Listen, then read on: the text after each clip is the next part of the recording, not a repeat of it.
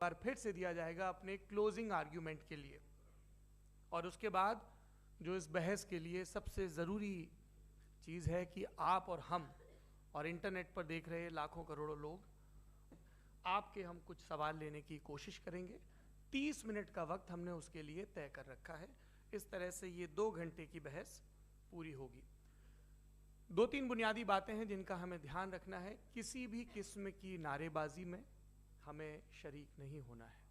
ये हल्ला गुल्ला नहीं है, क्योंकि पूरी दुनिया देख रही है, तो एक नज़ीर कायम करनी है, एक उदाहरण लोगों के सामने रखना है कि पढ़े लिखे लोग इत्तेफाकी और ना इत्तेफाकी रखते हुए भी, एक दूसरे से सहमति और असहमति रखते हुए भी बात कह सकते हैं। यहाँ पर मेरे JNU के प्रोफेसर बैठे हैं, पुरुषोत्तम अग्रवाल जी, जिन्होंने हमें क्लास में सिखाया है कि सहमति का साहस और असहमति का विवेक, और इसका ठीक उलट भी, ये बड़ा ज़रूरी है। दूसरी बात, ये किसी एक धर्म के बारे में बहस नहीं है, ये बात सबको स्पष्ट होनी चाहिए। किसी धर्म को महान बताने या किसी धर्म को कमतर बताने की ये बहस नहीं है। तो यदि कोई इस उम्मीद से देख रहा है या यहाँ आया है, तो मैं आपको आश्वस्त करना चाहता हूं कि आपको नाउम्मीदी हाथ लगेगी। इस बहस में बहुत ज़्यादा धार्मिक प्रतीकों के इस्तेमाल को लेकर भी ये दोनों लोग जो अभी आपको गंभीर दिख रहे हैं, भले लोग हैं, कल शाम को चाय पर मिले थे, बहुत हंसी मजाक भी इनके बीच हुआ था, और गलबैयाँ डालते हुए एक तस्वीर भी हुई थी। ये इस बात का प्रमाण है कि इंटरनेट पर जो हल्ला मचा हुआ है उसके मुकाबले ये दोनों लोग बहुत ही अच्छे शांत ढंग से बहस के लिए राजी हो गए हैं। ट्विटर की बातें ट्विटर तक सीमित, एलन मस्क आजकल उसको एक्स कहते हैं। और अब इस बहस की शुरुआत मैं इन विद्वानों का, हालांकि इनको परिचय की जरूरत नहीं, पर हो सकता है, हमें पत्रकारिता में सिखाया जाता है कि नेवर अज्यूम, विज्ञान भी यही कहता है। मुफ्ती शमाइल नदवी साहब इस्लामिक विद्वान, शिक्षाविद हैं, कोलकाता के वाहियान फाउंडेशन के संस्थापक हैं, लखनऊ की प्रतिष्ठित दारुल उलूम नदवतुल उलमा से ग्रेजुएशन किया है, सोशल मीडिया और सार्वजनिक मंचों पर अध्यापन और बौद्धिक कामों में सक्रिय हैं, और इस समय इंटरनेशनल इस्लामिक यूनिवर्सिटी मलेशिया से PhD कर रहे हैं। अच्छी बात यह है कि पढ़ाई के साथ साथ ट्रैवल ब्लॉग भी बनाते हैं। पेट्रोनस टावर के सामने का ब्लॉग हमने देखा। हमारे साथ जावेद अख्तर साहब हैं। जावेद अख्तर साहब कवि हैं, शायर हैं, गद्य भी लिखते हैं, फिल्मों के लिए संवाद लिखे हैं, गीत लिखे हैं।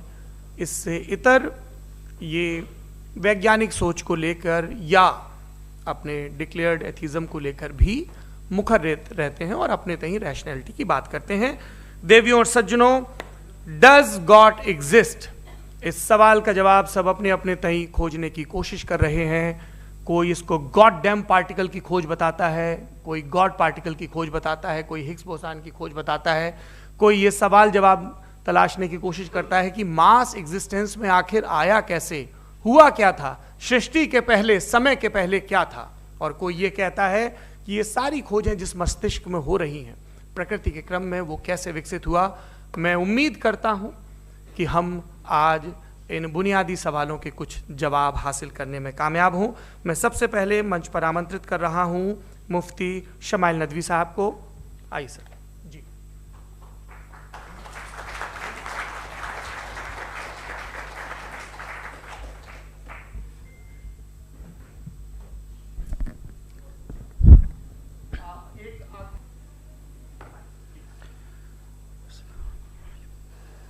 तमाम तारीफ़ें उस क्रिएटर के लिए जिसने इस यूनिवर्स को एक मकसद के तहत पैदा किया है। रिस्पेक्टेड जनाब जावेद अख्तर साहब, मिस्टर सौरभ द्विवेदी, और respected audience, thank you all for being here today. आज की डिबेट में चूंकि हम बात करने वाले हैं डज गॉड एग्जिस्ट के टॉपिक पर, तो ये एक ऐसा टॉपिक है जिसके मुताल्लिक कोई भी डिसीजन लेने के लिए अलग अलग स्टैंडर्ड्स हो सकते हैं। लिहाजा डिबेट के शुरू में ये ज़रूरी है कि हम ये जान लें कि आज के इस टॉपिक में कौन सा स्टैंडर्ड सही होगा और कौन सा गलत होगा। सबसे पहला स्टैंडर्ड जिसे मैं समझता हूं कि हमारे रिस्पेक्टेड जनाब जावेद अख्तर साहब बड़ी तेज़ी के साथ उसकी तरफ लपकेंगे, वो है साइंस।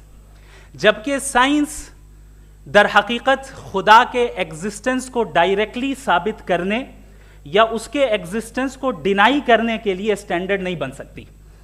और उसकी वजह क्या है, ये मैं नहीं कह रहा, ये वो लोग कह रहे हैं जो साइंस के एक्सपर्ट्स हैं। नेशनल एकेडमी ऑफ साइंस कहती है science doesn't have the processes to prove और disprove the existence of God. Why? क्योंकि साइंस का ताल्लुक एम्पेरिकल एविडेंस से है और एम्पेरिकल एविडेंसेस का ताल्लुक हमारे नेचुरल और फिजिकल वर्ल्ड से है, जबकि गॉड नॉन फिजिकल और सुपर नेचुरल रियलिटी है। लिहाजा नॉन फिजिकल रियलिटी को आप उस टूल के साथ नहीं चेक कर सकते जिसका काम फिजिकल रियलिटी को तलाश करना है। लिहाजा आज इस डिबेट में गॉड की एग्जिस्टेंस को साबित करने या उसे डिनाई करने में साइंटिफिक एविडेंस को एक्सेप्ट नहीं किया जाएगा। दूसरा स्टैंडर्ड हो सकता है रेविलेशन, कि रेविलेशन के जरिए हम यह साबित करें कि गॉड एग्जिस्ट करता है या नहीं। लेकिन यह स्टैंडर्ड भी आज इररेलेवेंट है। क्यों? क्योंकि रेविलेशन मेरे नजदीक सोर्स ऑफ नॉलेज है, वैलिड सोर्स ऑफ नॉलेज है, लेकिन हमारे जावेद अख्तर साहब के नजदीक ये वैलिड सोर्स ऑफ नॉलेज नहीं है। लिहाजा आज की डिबेट में मैं एक भी एविडेंस किसी भी मजहबी स्क्रिप्चर से नहीं दूंगा ताकि जावेद अख्तर साहब के लिए वो अनएक्सेप्टेबल ना हो। तीसरा जो मेयार हो सकता है वो है ऑब्जर्वेशन, कि भाई कोई कहे कि हमें खुदा दिखाओ, अगर है तो दिखाओ, या ये कि खुदा के एग्जिस्टेंस पर एम्पेरिकल एविडेंस दो, तो ये है दर हकीकत गलत टूल का इस्तेमाल करना। ये ऐसा ही है कि जावेद साहब मुझसे ये मुतालबा करें कि मुफ्ती साहब आप मेटल डिटेक्टर के जरिए प्लास्टिक डिटेक्ट करके दिखाएं। अब चूंकि प्लास्टिक डिटेक्ट नहीं हो पा रही है लिहाजा plastic does not exist. No, you are using the wrong tool. इस टूल से प्लास्टिक को डिटेक्ट नहीं किया जाता। लिहाजा मैं समझता हूं कि गॉड के एग्जिस्टेंस पर एम्पेरिकल एविडेंस का मुतालबा करना एक बचकाना मुतालबा है, और हमारे रिस्पेक्टेड जनाब जावेद अख्तर साहब इस स्टेज से अब बहुत आगे निकल चुके हैं। अब बचता है एक ही स्टैंडर्ड, और वो स्टैंडर्ड है अक्ल, लॉजिक, रीजनिंग। और यही वो स्टैंडर्ड है जिसके तहत गॉड की एग्जिस्टेंस को साबित किया जाएगा या गॉड की एग्जिस्टेंस को डिनाई किया जाएगा। लेकिन चूंकि ये बहुत इंपॉर्टेंट और सेंसिटिव टॉपिक है, इसलिए लॉजिकल आर्ग्यूमेंट भी ऐसा होना चाहिए जो डेफिनेटिव हो, इनडेफिनेटिव ना हो, जो 2 और 2 4 की तरह बिल्कुल वाजे हो, जिसे लॉजिकली रिजेक्ट करना पॉसिबल नहीं हो। फॉर एग्जाम्पल हम कहें हमारे रिस्पेक्टेड मिस्टर सौरभ साहब, ये एक इंसान है और तमाम इंसान कॉन्शियस बीइंग है, लिहाजा नतीजा क्या निकला, हमारे सौरभ साहब भी कॉन्शियस बीइंग है। क्या ये इनडेफिनेट आर्ग्यूमेंट है या डेफिनेट आर्ग्यूमेंट है? ये डेफिनेट आर्ग्यूमेंट है। ये 2 और 2 की तरह वाजे है, इसमें किसी तरह जो है लॉजिकली इसको रिजेक्ट नहीं किया जा सकता। तो अगर आज हमारे जावेद अख्तर साहब ऐसी कोई अकली दलील और लॉजिकल एविडेंस दें खुदा के ना होने पर जो डेफिनेट भी हो, तो मैं ये ऐलान करता हूं कि यकीनन मैं उस एविडेंस को कबूल करूंगा और उस पर गौर करूंगा। लेकिन साथ में यह भी ऐलान कर देता हूं प्रेडिक्शन के तौर पर कि ऐसा कोई डेफिनेट आर्ग्यूमेंट कोई नहीं पेश कर सकता। दलील हम देंगे और डेफिनेटिव दलील देंगे, लॉजिकल दलील देंगे, ऐसी दलील देंगे जो एंटायर एथिस्टिक वर्ल्ड उसे रेफ्यूट नहीं कर सकती। चलें अब हम एक एग्जाम्पल सोचते हैं, एक सिनेरियो, सिंपल सिनेरियो, तमाम ऑडियंस से गुजारिश है, हम और आप एक आइसोलेटेड आइलैंड पर हैं, ऐसा आइलैंड जहां पे हमसे पहले कोई कभी नहीं गया। चलते चलते आपके सामने अचानक आपने देखा एक पिंक कलर की बॉल पड़ी हुई है। सबसे पहला सवाल आपके जहन में क्या आएगा कि ये बॉल यहां क्यों आई, कैसे आई, ये पिंक कलर की ही क्यों है, कोई और कलर भी हो सकता था, ये इसी शेप में क्यों है, कोई और शेप भी हो सकता था। नेचुरली आप इस तरफ पहुंचेंगे कि कोई ना कोई है जिसने इन स्पेसिफिक प्रॉपर्टीज के साथ इस बॉल को बनाया है और यहां पे रखा है। चूंकि आप जानते हैं कि ये जो बॉल है इसका एग्जिस्ट करना जरूरी नहीं है, ये एग्जिस्ट कर भी सकती थी, नहीं भी कर सकती थी, और एग्जिस्ट करना ही था तो किसी और फॉर्म में करती, किसी और कलर में करती।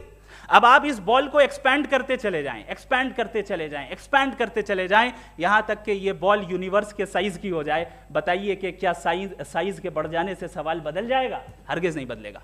अभी भी सवाल रहेगा ये यूनिवर्स कहां से आया, इन स्पेसिफिक प्रॉपर्टीज के साथ कहां से आया, क्यों आया, किसने बनाया, यह सवाल उस वक्त भी वैलिड रहेगा।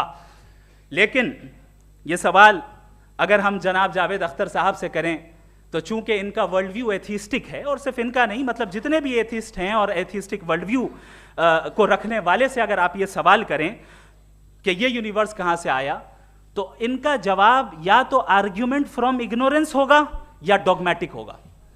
या तो ये कहेंगे कि मुझे नहीं पता कि ये कहां से आया, लिहाजा गॉड डज नॉट एग्जिस्ट, ये आर्ग्यूमेंट फ्रॉम इग्नोरेंस है, या ये कहेंगे कि ये यूनिवर्स खुद ब खुद बन गया। इसका मतलब ये है कि उस बॉल को भी खुद ब खुद बन जाना चाहिए, लेकिन बॉल के ताल्लुक से ये एक्सप्लेनेशन एक्सेप्ट नहीं की जाएगी कि ये खुद ब खुद बन गई, लेकिन यूनिवर्स के ताल्लुक से कर दिया जाएगा। इसे हम दूसरे अल्फाज में डॉगमा भी कह सकते हैं। दूसरी चीज, हमारे जावेद अख्तर साहब जरूर गॉड ऑफ गैप्स की मिसाल भी जरूर देंगे, और मिसाल देंगे कि पहले ज़माने में बिजलियां कड़कती थी तो लोगों ने किसी एक खुदा की तरफ, और बारिश होती थी तो दूसरे खुदा की तरफ मंसूब कर दिया, उनके पास दलील नहीं थी। यह हमारा वर्ल्ड व्यू है ही नहीं, यह हमारा वर्ल्ड व्यू है ही नहीं, क्योंकि नेचुरल फिनोमेना के प्रोसेस की इंटरप्रिटेशन को जान लेने से यह कहां से साबित हो गया कि गॉड एग्जिस्ट नहीं करता है। इस पर मैं इंशाअल्लाह अभी आगे बात करूंगा। आप हजरात ये भी देखेंगे, और मैं ये एक्सपेक्ट करता हूं कि हमारे रिस्पेक्टेड जनाब जावेद अख्तर साहब जरूर इमोशनल आर्ग्यूमेंट्स भी देंगे, जो कि एक लॉजिकल फेलेसी है जब बात आती है ट्रुथ को डिसाइड करने में। क्यों? मिसाल के तौर पर वो कहेंगे कि अगर गॉड है तो ईविल क्यों एग्जिस्ट करता है, जबकि मैं कहता हूं ईविल का एग्जिस्ट करना गॉड के एग्जिस्ट करने की दलील है, उसके खिलाफ नहीं है। चूंकि अगर गॉड है तो हम सब उसके सामने अकाउंटेबल हैं, और अगर हम अकाउंटेबल हैं तो अकाउंटेबिलिटी के लिए ईविल का मौजूद होना जरूरी है, उसके बगैर हम अकाउंटेबल नहीं हो सकते। और अगर हम अकाउंटेबल नहीं हैं तो हम जनाब जावेद अख्तर साहब से पूछेंगे कि आप बताएं कि फिर सफरिंग इस दुनिया में क्यों है? अगर खुदा नहीं है तो सफरिंग क्यों है? और उन लोगों के जज्बे का क्या जिनके अंदर सफरिंग के बाद इंतकाम लेने का जज्बा पाया जाता है और वो इस दुनिया से ऐसे ही चले गए, क्या उनकी सारी तकलीफें बेकार चली जाएंगी? अब आ जाएं उसी एग्जाम्पल की तरफ कि बॉल, मुझसे अगर कोई पूछे इस बॉल को किसने बनाया और या इस एक्सपेंडेड बॉल को किसने बनाया, मैं कहूंगा कि चूंकि ये यूनिवर्स और इस यूनिवर्स की तमाम चीजें कॉन्टिंजेंट हैं। कॉन्टिंजेंट होने का मतलब ये होता है कि जो अपने एग्जिस्टेंस पे किसी के ऊपर डिपेंड करती हो, तो जाहिर है ये यूनिवर्स कॉन्टिंजेंट है। और अगर कोई चीज कॉन्टिंजेंट नहीं है तो मैं रिक्वेस्ट करूंगा कि मुझे दिखा दें कि कौन सी चीज यूनिवर्स में कॉन्टिंजेंट नहीं है, हम भी जरा गौर कर लें और हम भी देख लें। और जब कॉन्टिंजेंट चीजें मौजूद हैं तो फिलोसोफर्स की इस्तिलाह के मुताबिक, हम उस टर्मिनोलॉजी के मुताबिक हम उस जगह तक पहुंचते हैं और उस हस्ती तक पहुंचते हैं जिसे नेसेसरी बीइंग कहा जाता है, कि ये वो नेसेसरी बीइंग है जिसका मौजूद ना होना नामुमकिन हो। क्योंकि अगर ये मौजूद ना हो तो सारी चीजें एग्जिस्टेंस में आएंगी ही नहीं, और ये सारी कॉन्टिंजेंट चीजें उसी के ऊपर डिपेंड करती हैं। अब अगर आप ये सवाल करते हैं कि फिर उस हस्ती को किसने बनाया, फिर उसका कॉज क्या है, फिर उसका कॉज क्या है, फिर उसका कॉज क्या है, और एंडलेसली चले जाएं, इसे हम कहते हैं इन्फिनिट रिग्रेस ऑफ कॉजेस, जो कि लॉजिकल फेलेसी है। कॉन्सेप्चुअली इन्फिनिटी पॉसिबल है। मिसाल के तौर पे न्यूमेरिकल्स 1 2 3 गिनते चले जाएं, इन्फिनिट नंबर्स हैं। मैं कॉन्सेप्चुअली बात नहीं कर रहा, प्रैक्टिकली रियलिटी में साबित करके दिखाएं कि infinite regress of causes possible है या नहीं। अगर पॉसिबल है तो हम मान लेंगे, मिसाल दे दें, और पॉसिबल नहीं है तो एक ही ऑप्शन बचता है जिसे हम कहते हैं नेसेसरी बीइंग। ऐसी नेसेसरी बीइंग जो इंडिपेंडेंट है, क्योंकि अगर वो डिपेंडेंट हुई तो वो नेसेसरी नहीं रहेगी। ऐसी इंडिपेंडेंट बीइंग जो इटर्नल है, अगर वो इटर्नल नहीं होगी, उसकी बिगिनिंग होगी तो वो खुद कॉन्टिंजेंट है। ऐसी बीइंग जो पावरफुल है, क्योंकि कॉन्टिंजेंट को एक्चुअलाइज करने के लिए पावर चाहिए। ऐसी बीइंग जो इंटेलिजेंट है और नॉलेजेबल है, क्योंकि ये यूनिवर्स स्पेसिफिक फॉर्म और स्पेसिफिक लॉज ऑफ नेचर के तहत प्रिसाइजली चल रहा है। Thank you. थैंक यू मुफ्ती साहब। मैं इन दलीलों के बाद जावेद अख्तर साहब से गुजारिश करूंगा, आप बैठ के बोलना चाहेंगे या बाहर? जी।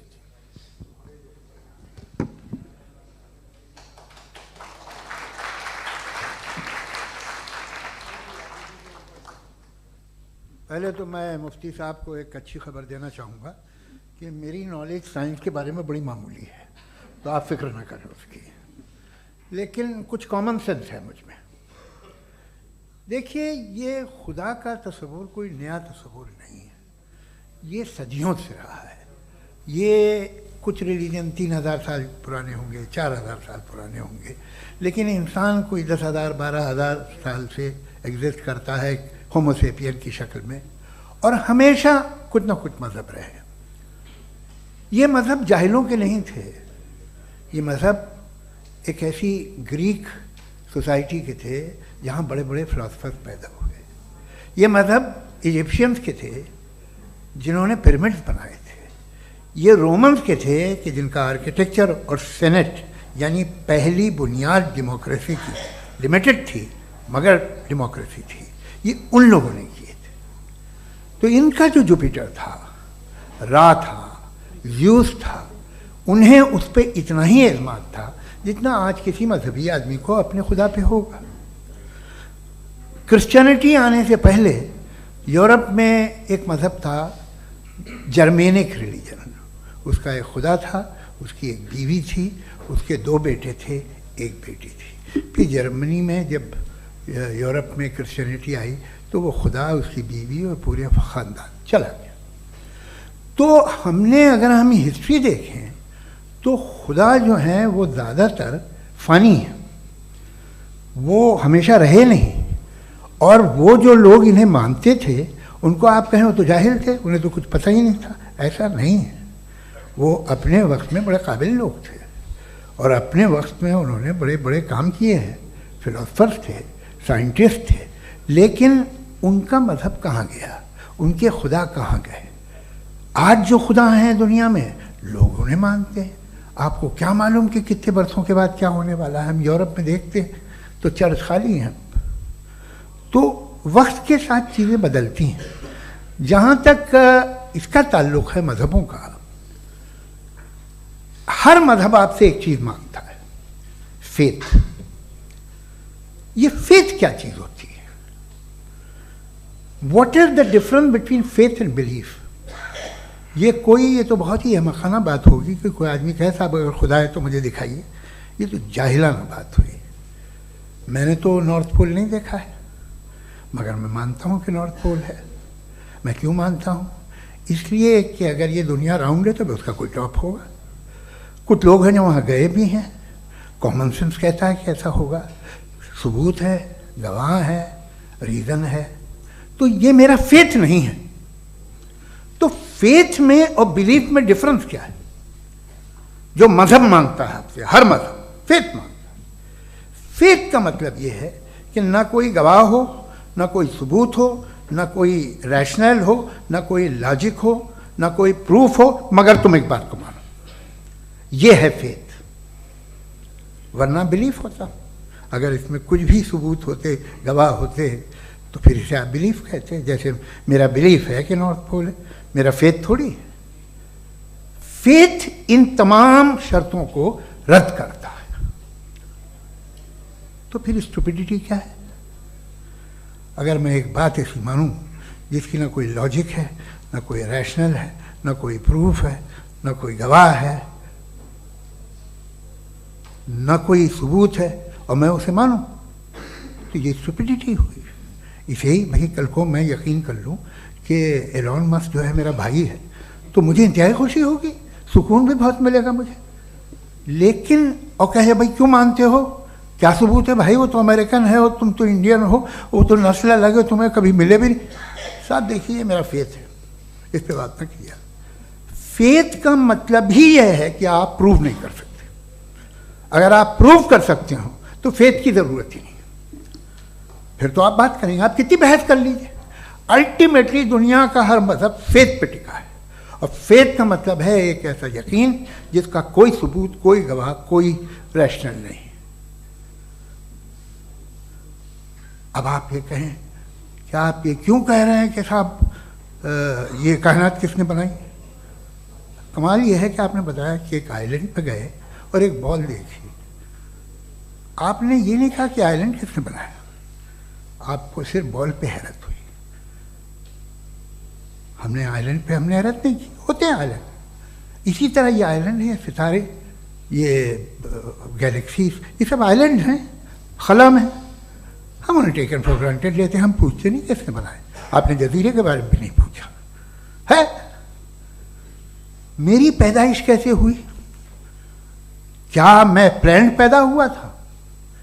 आई was plan to be born, या एक लकी स्पर्म था जो किसी एक से चिपक गया? मेरी पैदाइश रैंडम है। रैंडम। और इंसाफ जिसे आप कहते हैं, इंसाफ का तो नेचर से कोई वास्ता ही नहीं है। जो आप कहते हैं कि एक दिन इंसाफ मिलेगा, इंसाफ is a human concept, nature में कोई इंसाफ नहीं। अगर शेर हिरन को खा जाता है तो उसे कोई सजा नहीं मिलती। अगर एक आंधी आती है और हरे भरे पेड़ों को उखाड़ के फेंक देती है तो आंधियों की जेल नहीं होती है। नेचर में इंसाफ नहीं, इसलिए मुझे नेचर को इंसाफ की जरूरत भी नहीं। नेचर तमाम एक है। अब हम कहें कि साहब ये देखिए जो मैंने खाना खाया था ये मेरी आँख तो नहीं यूँ कर दिया उसे, तो इसे सजा मिलने नहीं, वो सिस्टम है, ऐसे ही चल रहा है। नेचर बगैर इंसाफ के है। इंसाफ इज अ ह्यूमन कॉन्सेप्ट। तो जो आपसे कहता है कि मैं तुम्हें इंसाफ दूंगा, वो इंसानी जहन की पैदावार है। ये नेचुरल है ही नहीं, ये आसमानी है ही नहीं। नेचर का तसव्वुर, इंसाफ का तसव्वुर। भाई आप साथ मिलते हैं, अब आप लेफ्ट हैंड ड्राइव करते हैं, ये क्या है? तमाम सच, तमाम नेकी, तमाम शराफत लेफ्ट हैंड ड्राइव है। वरना क्या होगा, या तो आप क्रॉस कर देंगे, आपका एक्सीडेंट हो जाएगा, या आप किसी को मार देंगे, या ट्रैफिक जैम हो जाएगा। झूठ, बेईमानी, रिश्वतखोरी, ये तमाम जो है driving on the wrong side, इसके ऊपर कुछ नहीं। ये तो हमने बनाया, जैसे हमने लेफ्ट हैंड ड्राइव बनाई है। ये कॉन्सेप्ट ऑफ इंसाफ जो है ये हमारा है, इसका नेचर से कोई वास्ता नहीं। शेर खा जाता है हिरन को, उसे जेल होती है क्या? कुछ भी नहीं, है ही नहीं। तो ये जो दुनिया के रिलीजन प्रॉमिस करते हैं आपसे इंसाफ, इसी से मालूम होता है कि ये मैन मेड है। ये तसव्वुर कहीं और का है ही नहीं। जो नेचर है, कुछ लोग कहते हैं नेचर ही खुदा है, तो नेचर में तो इंसाफ नहीं कहीं। और आप वादा कर रहे हैं कि तुम्हें मरने के बाद इंसाफ मिलेगा। मुझे अगर मिलेगा तो मैं बहुत खुश होऊंगा, लेकिन मैं यकीन नहीं कर पाता हूँ, इसलिए कि मैं फेथ नहीं पैदा कर सकता। The very fact that religions demand faith, इसका मतलब है कि उनके पास जस्टिफिकेशन नहीं है। अच्छा था, फिर रिलीजन अगर मॉडरेशन में है, कोई सा भी नहीं, वो आप में कुछ खूबियाँ भी पैदा करता होगा, देखिए उससे ये फ़ायदा है, वो फ़ायदा है। अल्कोहल जो है वो ज़्यादातर दवाओं में यूज़ होती है, और एक सर्वे किया गया था अमेरिका में कि लॉन्जिटिविटी किन लोगों की है। तो एक तरफ वो लोग थे जो शराब पीते ही नहीं थे, और एक तरफ वो थे जो एक बोतल शराब रोज़ पीते थे। सबसे ज़्यादा लंबी उम्र उनकी है जो 2 पैक नाप के शराब पीते और खाना खाते हैं। मगर हम शराब को बुरा समझते हैं, मैं भी बुरा समझता हूँ। क्यों? ऐसा होता नहीं। कुछ चीज़ों में आदत होती है कि वो बढ़ती है। आज तक में एक आदमी दूध पीता है, आप 10 साल बाद भी मिलेंगे तो एक ही गिलास पीता होगा। ऐसा नहीं होता, सुबह से दूध पीता रहता है। मिल्कोहलिक मैंने नहीं देखे, अल्कोहलिक होते हैं। ये टेंडेंसी है मजहब की कि वो बढ़ता है, जैसे कैंसर बढ़ता है, जैसे शराब बढ़ती है। कुछ लोग होंगे जो उसे सही तरह से यूज़ करते हैं। मुझे यकीन है कि हमारे मुफ्ती साहब भी उनमें से एक, इनसे बहुत खुशी हुई मुझे इनसे मिलकर। लेकिन कितने लोग हैं कि आज आप देखते हैं दुनिया में जो तबाहियाँ हैं, इनमें कितना हाथ है उन लोगों का जो बिलीवर कहते था मजहब ये नहीं कहता, ना कहता होगा, मगर जब ये मजहब पीते हैं तो ऐसे बिहेव करते हैं। थोड़ा सा अगर हो तो शायद बहुत अच्छी बात, लेकिन शराब थोड़ी सी नहीं रहती, उसमें टेंडेंसी है पहले। थोड़ा सा अगर 2-3 कैंसर के सेल हो ना बॉडी में तो आदमी स्लिम रहेगा, लेकिन वो 2-3 सेल नहीं रहते, वो मल्टीप्लाई होते हैं। जावेद साहब टाइम पूरा हो गया। टाइम हो गया तो बस बात खत्म हो गई। अच्छा, मुझे कुछ और कहने को था भी नहीं। जी, मैं पहले जवाबी दौर के लिए इनवाइट कर रहा हूँ मुफ्ती साहब को। Your rebuttal round 1, you have 7 minutes.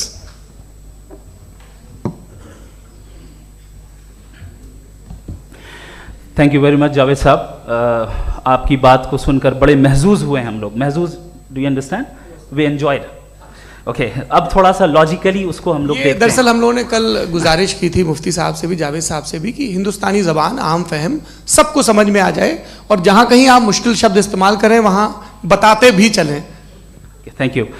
तो सबसे पहले हमारे रिस्पेक्टेड जावेद साहब ने हवाला दिया कि खुदा फ़ानी है, कितने मजहब आगे चले गए, किसी ने जुपिटर को खुदा माना, किसी ने किसी को माना। मैं कहता हूँ जिसने कॉन्टिंजेंट चीज़ को खुदा माना, गलत माना, वो खुदा ही नहीं, वो खुदा ही नहीं है।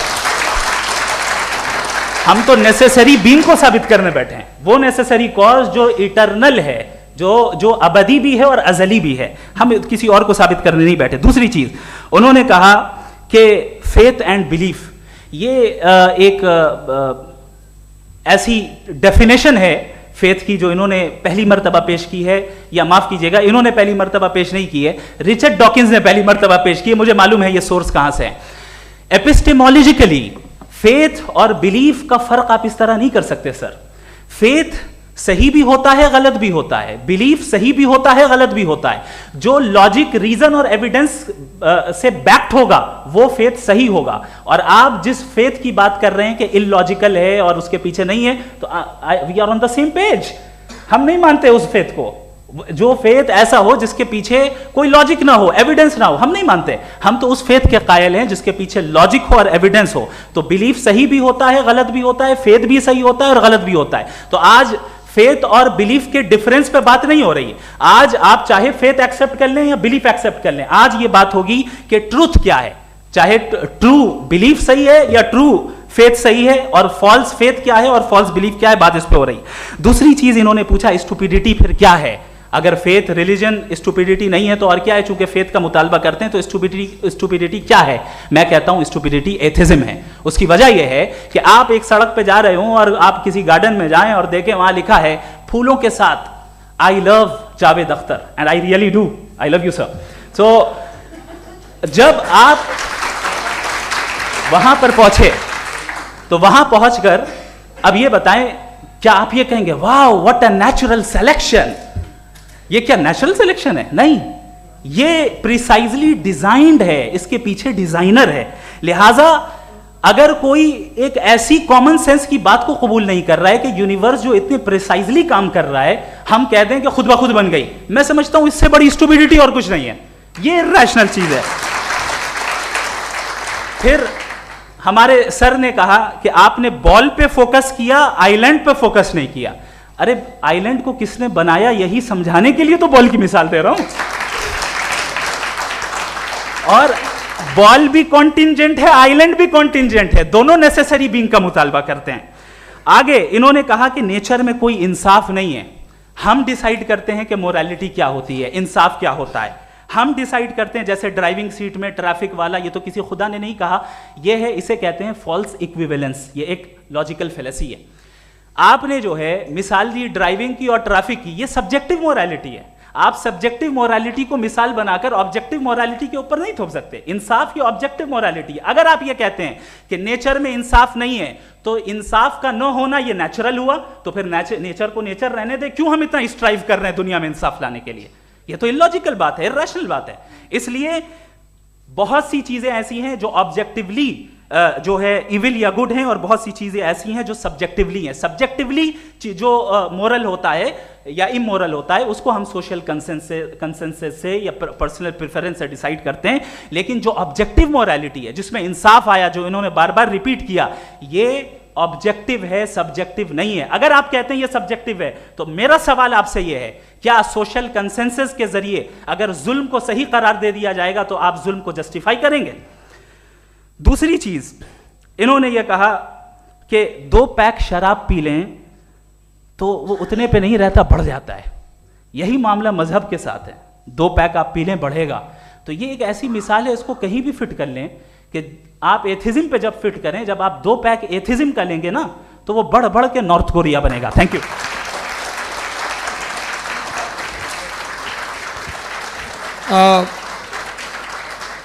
फर्स्ट राउंड की रिबटल के लिए मैं जावेद साहब को इनवाइट कर रहा हूं। आपके पास 7 मिनट का वक्त है, रीसेट कर दीजिएगा प्लीज।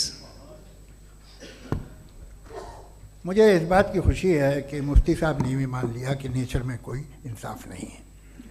तो कोई भी चीज़ जो इंसान ने नहीं बनाई है उसमें इंसाफ नहीं होता है। एक बात मैं आपसे अर्ज करूं, जरा पता लगा लीजिएगा, ये जो आप बाग में जाते हैं बेहद खूबसूरत फूल देखते हैं ना, इनमें से कोई नेचुरल नहीं है। ये सारे फूल क्रॉस करके बनाए गए हैं। जो जंगल में फूल होते हैं निहायत मामूली होते हैं, ये फूल इंसानों ने बनाए हैं। जो आप बाग में देख के वाह वाह कहते हैं, ये इंसानों के बनाए हुए हैं। डिफरेंट फूलों को क्रॉस करके, डेवलप करके, फिर क्रॉस करके इस तरह से बनाए गए। नेचुरल फ्लावर नहीं। किसी जंगल वीरान में जाके आप गुलाब के फूल नहीं देखेंगे। ये सब बनाए हुए इंसान ने, बहुत से काम इंसान ने किए हैं। बाकी है कि आपने मेरी एक बात का जवाब नहीं दिया, जिससे मुझे शिकायत है कि फेथ क्या है और आप फेथ मांगते क्यों हैं मुझसे। आप तो लॉजिकल हैं, आपके पास तो सारे रैशनल्स हैं, आपके पास सारे सबूत हैं, तो आपको फेथ की डिमांड क्यों करते हैं कि भाई तुम सरेंडर कर दो और सवाल मत करो। कोई मजहब सारे सवाल करने की इजाजत नहीं देता है और मना करता है कि ज़्यादा सवाल ना करो, बह जाओगे तुम। आप क्यों रोकते हैं? हकीकत यह है कि इंसानी तारीख क्या है। इंसानी तारीख ये है कि दुनिया में दो तरह के लोग हुए हैं। एक वो जिन्होंने अपनी लाइल्मी की परस्तिश की है, दूसरे वो जिन्होंने अपनी इग्नोरेंस या लाइल्मी से झगड़ा किया है और मालूम किया है कि क्या है। ये जो आप कह रहे हैं, आज आप हैरान हैं कि भाई ये यूनिवर्स कैसे बनी। लोग हैरान थे कि सूरज डूबता है तो इधर से कैसे निकलता। और आप एक कदम जाके हमेशा का मानने को तैयार है, एक कदम पीछे ही मान जाइए। भाई आप इसके बाद जाते हो, कहते सवाल ना करना कि ये कहाँ से आया, ये पावर तो हमेशा से हमेशा रहेगी। तो आप यूनिवर्स के बारे में मानने में क्या तकलीफ है? एक कदम पहले रुक जाइए। ये हमेशा से थी या नहीं थी हमें मालूम नहीं है। और ये कहना कि हमें मालूम नहीं है, कमाल ये है कि दुनिया के सारे मजहब सब जानते हैं ये दुनिया कैसे बनी थी, कैसे मिटेगी, मरने के बाद क्या होगा, इनको सब इल्म है। इनको किसी को डायनासोर होते थे पहले ये नहीं पता था, किसी को नहीं पता। किसी भी दुनिया की मजहबी किताब में डायनासोर का जिक्र नहीं है। लेकिन बाकी सब बातें, how to make universe in 4 easy lessons and बाकी सब पता है। जिसको सब पता है वो गड़बड़ है। हम में ये इंकिसार, ये ह्यूमिलिटी होनी चाहिए कि हम ये कहें कि हमें ये बहुत सारी बातें नहीं मालूम, लेकिन हम उनकी परस्तिश ना करें, अपनी लाइल्मी को की परस्तिश ना करें, हम उसे पता लगाने की कोशिश करें। जिस दुनिया में आप बैठे हैं सर, ये हॉल जो है, ये इलेक्ट्रिसिटी जो है, ये माइक जो है, जिस हवाई जहाज से आप आए थे, वो जिस कार से आप यहाँ आए हैं, ये सब उन लोगों की बनाई हुई है जिन्होंने सवाल किए थे। ये दुनिया जिसमें आप आज आराम से हैं, ये उन लोगों की बनाई है कि जिन्होंने सवाल किए थे।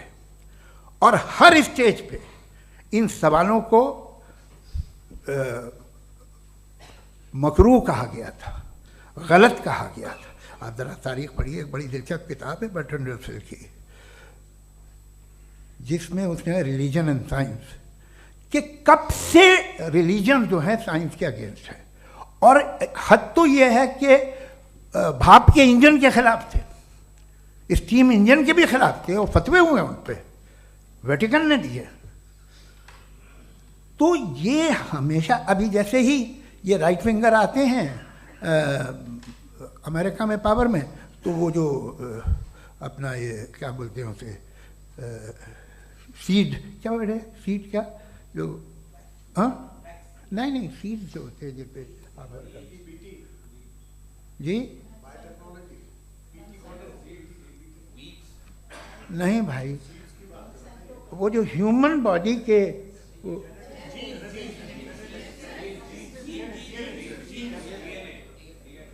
उस पर रिसर्च बंद हो जाती है, रिपब्लिकन नहीं करने देते। अरे भाई इतना डर क्या है तुम्हें? एक ज़माने में बहुत नाराज़ थे ये सारे मजहबी लोग कि ये इंसान तो इंसान बनाने की कोशिश कर रहा है। आपको क्या तकलीफ भाई, बना ले तो बना लेने दो, ये खौफ क्या है? और ये सब आज जो आप कह कर रहे हैं नामुमकिन है, ये कैसे हुआ? मुझे एक किस्सा याद आता है। जब मैं 6ठी क्लास में था तो मैं मैथमेटिक्स में बहुत वीक था, तो एक टीचर रख दिया गया, उसने 1 2 3 4 5 6 7 को सिखा दिया मुझे। वो दिन मैं भूल नहीं सकता हूँ मुफ्ती साहब, जिस दिन उसने ये बताया कि 1/2 क्या होता है और 3/4 क्या होता है। मुझे ऐसा लगा कि मेरा सर बीच से फट जाएगा। यह आदमी कह रहा है कि जो दीवार के अंदर जाओ वॉक करते हुए। आज हंसता हूँ मैं इस बात पे। तो आज जो बातें आपके जहन से बिल्कुल परे हैं और आप हैरान होते हो उन्हें देख के, एक वक्त आएगा कि मामूली लगेंगे। और हुआ है, आपकी इंसानी तारीख ही है। इतनी जल्दी सारे फैसले आप मत कर लीजिए, थोड़ा ये ह्यूमिलिटी रखिए कि भाई ये हमें नहीं मालूम। ये कहने में क्या आ रहा है? ये यूनिवर्स कहाँ तक फैली, ये कब से है और कब तक रहेगी, हमें नहीं मालूम। आपने फैसला कर लिया कब बनी।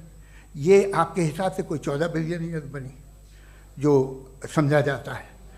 उससे पहले हजारों करोड़ों अरबों साल तक खुदा बैठा क्या कर रहा था? खामोश बैठा था, ऐसी जमाइयाँ ले रहा था। फिर उसे आइडिया है, यार एक काम करते, वक्त अच्छा गुजर जाएगा, यूनिवर्स बनाते। सोचिए,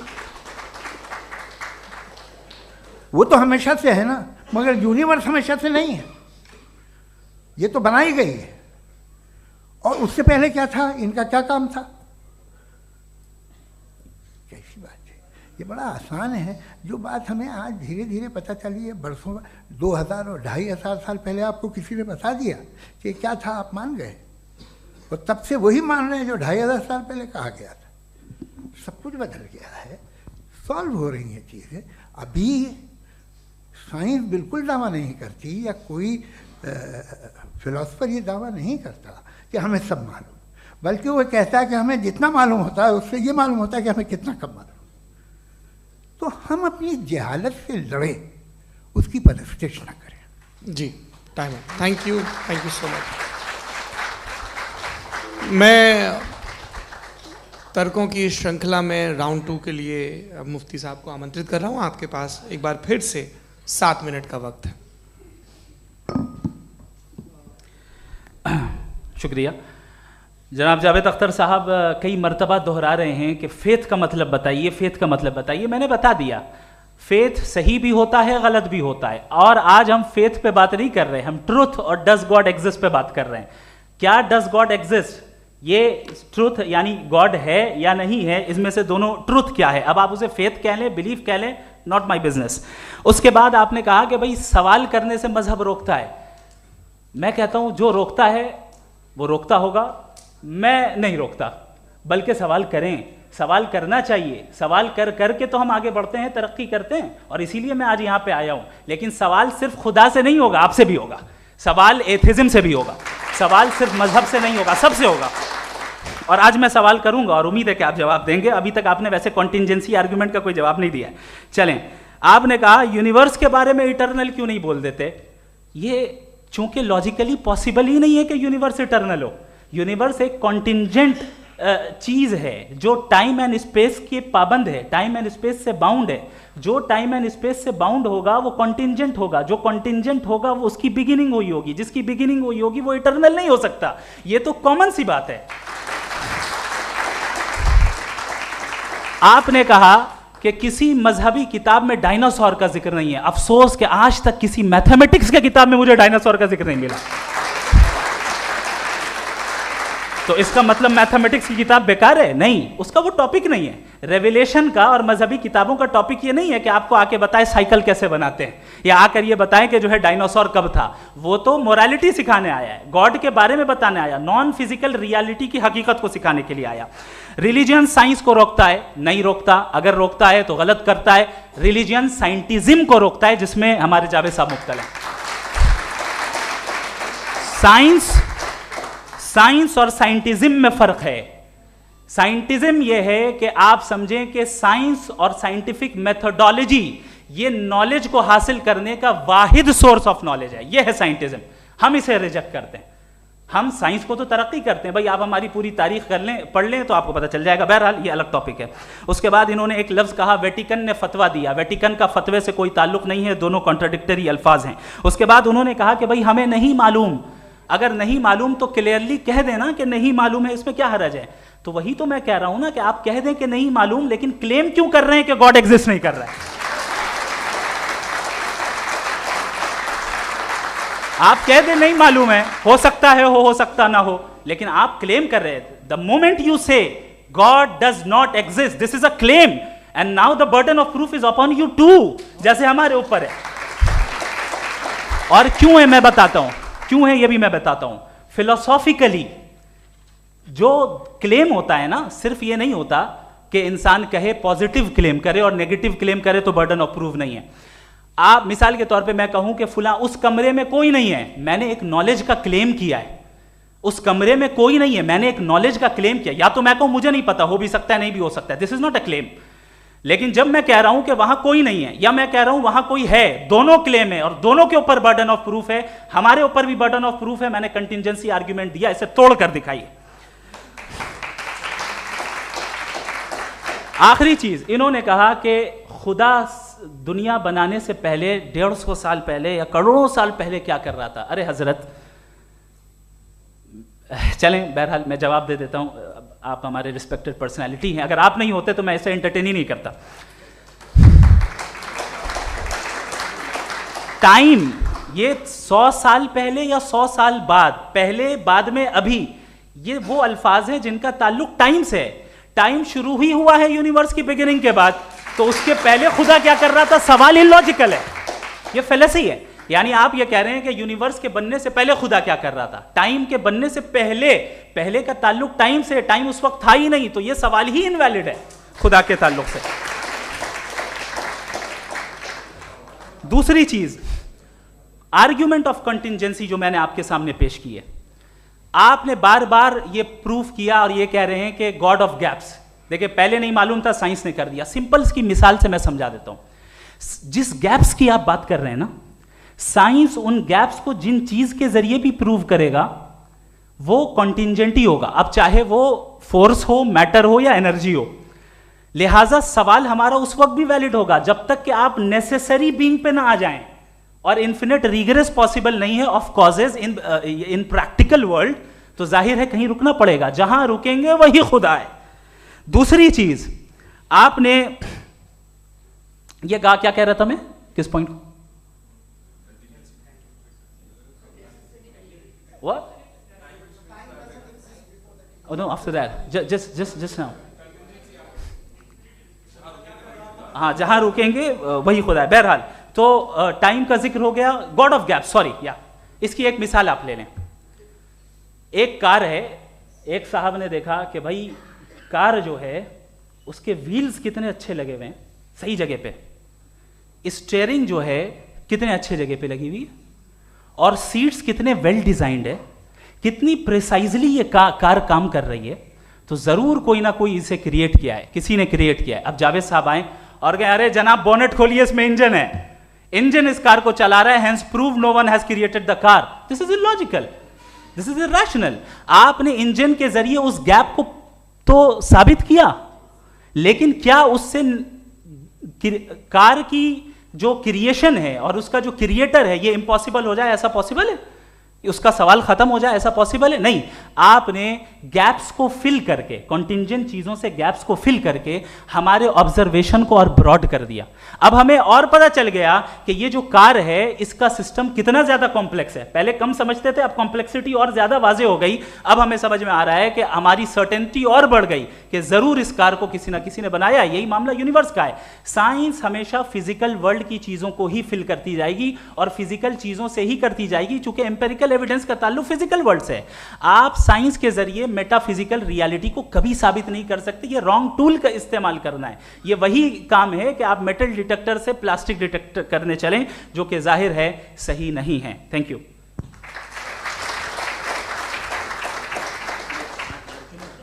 जी, ये आर्ग्यूमेंट का राउंड 2 है। हाँ। 7 मिनट है।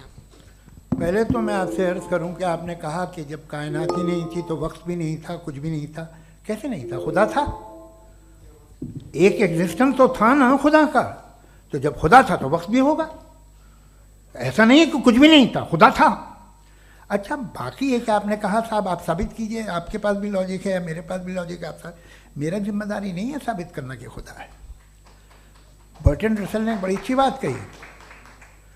बर्टन रसल ने बड़ी अच्छी बात कही। मैं आपसे अगर ये दावा करूं कि एक चाय की केतली मरीख के चारों तरफ घूम रही है, मार्स के चारों तरफ, तो यह आपका काम नहीं है कि आप साबित करें कि कोई चाय की केतली नहीं है। ये मेरा काम है, मैंने दावा किया है। ये दावा तो मजहबी लोग करते हैं कि खुदा है, मैं क्यों साबित करूं कि नहीं है? जब तक आप मुझे कन्विंस नहीं कर देंगे मैं नहीं मानूंगा। आपकी जिम्मेदारी है, मेरी जिम्मेदारी नहीं है। दोयम ये कि ये जो आप कह रहे हैं, जो गैप्स हैं, ये गैप जब जब किसी मजहब को चैलेंज करते हैं, जब ऐसा कोई बात आती है तो हंगामा हो जाता है कि जब वो चैलेंज करें किसी फेथ को। ये तमाम साइंस जो है इसे मुख्तलिफ जगहों पे मुख्तलिफ वक्तों में मज़हब ने रोकने की कोशिश की है। ये किताब है रिलीजन एंड साइंस बर्टरांड रसल की, पढ़िएगा, अच्छी लगेगी आपको। तारीख़ ही है साइंस, मज़हब की साइंस से उसका यही रिश्ता है। अच्छा, अब ये हम सोचें कि बहरहाल ये वजूद जो है मज़हब और ये बिलीव इन गॉड इंसान को बेहतर बना देता है, तो एक काम कीजिए, हिंदुस्तान वर्ल्ड का नक्शा लीजिए और मार्क कीजिए कि रिलीजन कहाँ कहाँ ज़्यादा है, कहाँ कहाँ, चाहे वो लैटिन अमेरिका हो या मिडल ईस्ट हो या फार ईस्ट हो या हिंदुस्तान के वो इलाके जहाँ मजहबियत ज़्यादा है। रख दीजिए नक्शा अलग। अब दूसरा नक्शा कि कहाँ कहाँ नाइंसाफ़ी, रिप्रेशन, औरतों के हुकूक की पामाली, जुल्म, डिक्टेटरशिप कहाँ है, नक्शा एक ही होगा। तो आप मुझे बताएं कि जो इसका तरकीब इस्तेमाल क्या है, खुदा का तरकीब इस्तेमाल तो बताइए। आप छोटी सी दवा सड़क पे बेचते हैं उसकी भी तरकीब इस्तेमाल बताते हैं। इसके इस्तेमाल से तो फ़ायदा नहीं हुआ किसी को। जो सारे के सारे ख़राब मुल्क हैं, ख़राब समाज है, वो सारे जुल्म खुदा के नाम पे करते हैं। वो गलत करते हैं, सही करते हैं, मुझे क्या लेना देना उससे। इस्तेमाल से मालूम होता ना।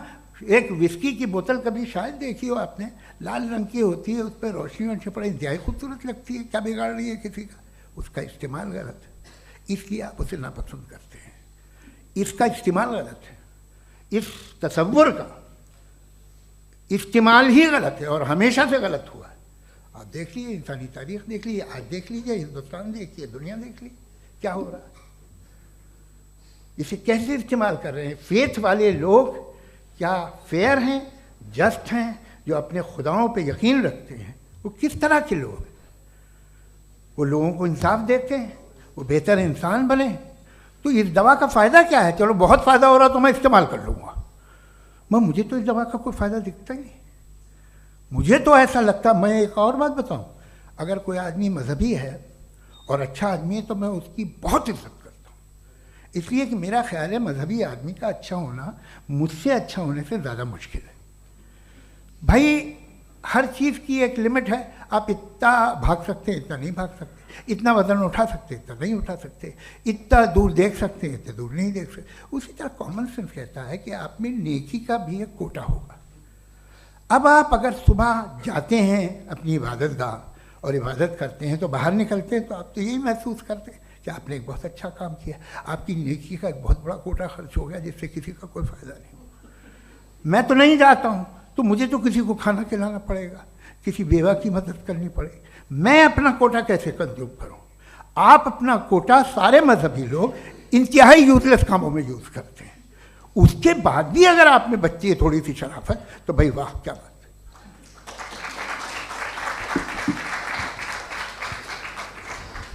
एक तो मुझे ये बात बहुत अच्छी लग रही है कि दोनों ही विद्वान समय को मानते हैं और बहुत समय से अपनी दलीलें और बाज़ दफ़ा समय से पहले अपनी तकरीरें पूरी करके अपनी अपनी कुर्सी पर बैठ रहे हैं।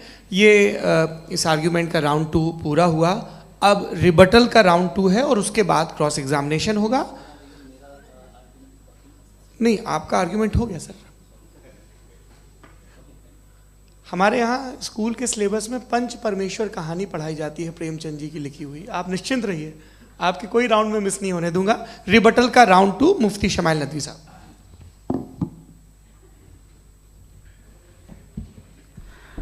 असल में जो हकीकी प्रॉब्लम है, असल प्रॉब्लम है वो ये है कि जावेद साहब के पास कॉन्सेप्ट ऑफ गॉड क्लियर नहीं है। इन्होंने कहा कि कायनात से पहले खुदा तो था, तब भी तो टाइम होगा। ये टाइम कायनात का हिस्सा है। हम खुदा, उस खुदा को मानते हैं, नेसेसरी बीइंग का टाइमलेस होना ज़रूरी है, चूंकि वो टाइम का क्रिएटर है। जब उसने टाइम को क्रिएट किया तो वो खुद टाइम पे कैसे होगा? उसने जब स्पेस को क्रिएट किया तो खुद स्पेस में कैसे होगा? अगर वो टाइम एंड स्पेस को पहले से ही उसका पाबंद है तो फिर किस चीज को उसने क्रिएट किया? लिहाजा ये सवाल गलत है कि खुदा था तो टाइम होगा, बिल्कुल नहीं। टाइम के पाबंद हम है, खुदा नहीं है। हम फिजिकल वर्ल्ड से ताल्लुक रखते हैं, वो मेटाफिजिकल रियलिटी है। दूसरी चीज इन्होंने मिसाल दी कि चाय की केतली हवा में घूम रही होगी, और पता नहीं शायद वो बर्टन रसल का उन्होंने हवाला दिया। बहरहाल यही प्रॉब्लम है। प्रॉब्लम यही है कि हम चीज़ों के दरमियान डिफ्रेंशिएट नहीं कर पाते हैं। ये जो आपने मिसाल दी ये इमेजिनेशन है, और मैं जो साबित कर रहा हूं वो लॉजिकल नेसेसिटी है। आप इमेजिन करना है तो कुछ भी करें, जुपिटर में पिंक एलिफेंट होगा, यूनिकॉर्न होगा, करें, उससे कायनात पे क्या फर्क पड़ता है? उससे आप लॉजिकल नेसेसिटी साबित नहीं कर सकते। मैं तो उस प्राइम कॉज की बात कर रहा हूं, उस नेसेसरी बीइंग की बात कर रहा हूं जिसके बगैर इस कायनात का एग्जिस्टेंस मुमकिन नहीं है। दूसरी चीज, मजहब को साइंस चैलेंज करती है वगैरह वगैरह, ये हमारा टॉपिक ही नहीं है। मैं इस पर बात करूंगा तो फिर मेरा वक्त चला जाएगा। मजहब के ऊपर चूंकि हमारी डिस्कशन नहीं है, साइंस को मजहब और बिलखुसूस मैं और हमारा वर्ल्ड व्यू कम अज कम साइंस को पीछे नहीं करता है, साइंटिज्म की मजम्मत करता है। इसकी वजाहत मैंने पहले कर दी। दूसरी चीज इन्होंने कहा वर्ल्ड का नक्शा लीजिए, वर्ल्ड मैप लीजिए, दो अलग अलग जगह की। हजरत मैंने ये होमवर्क किया था, और मैंने मिडिल ईस्ट का एक नक्शा लिया और यूरोप का एक नक्शा लिया, ये मजहबी इलाका और ये लिबरल और एथीस्ट इलाका। मुझे पता चला कि सबसे ज्यादा रेप केसेस जो हैं वहां पर है।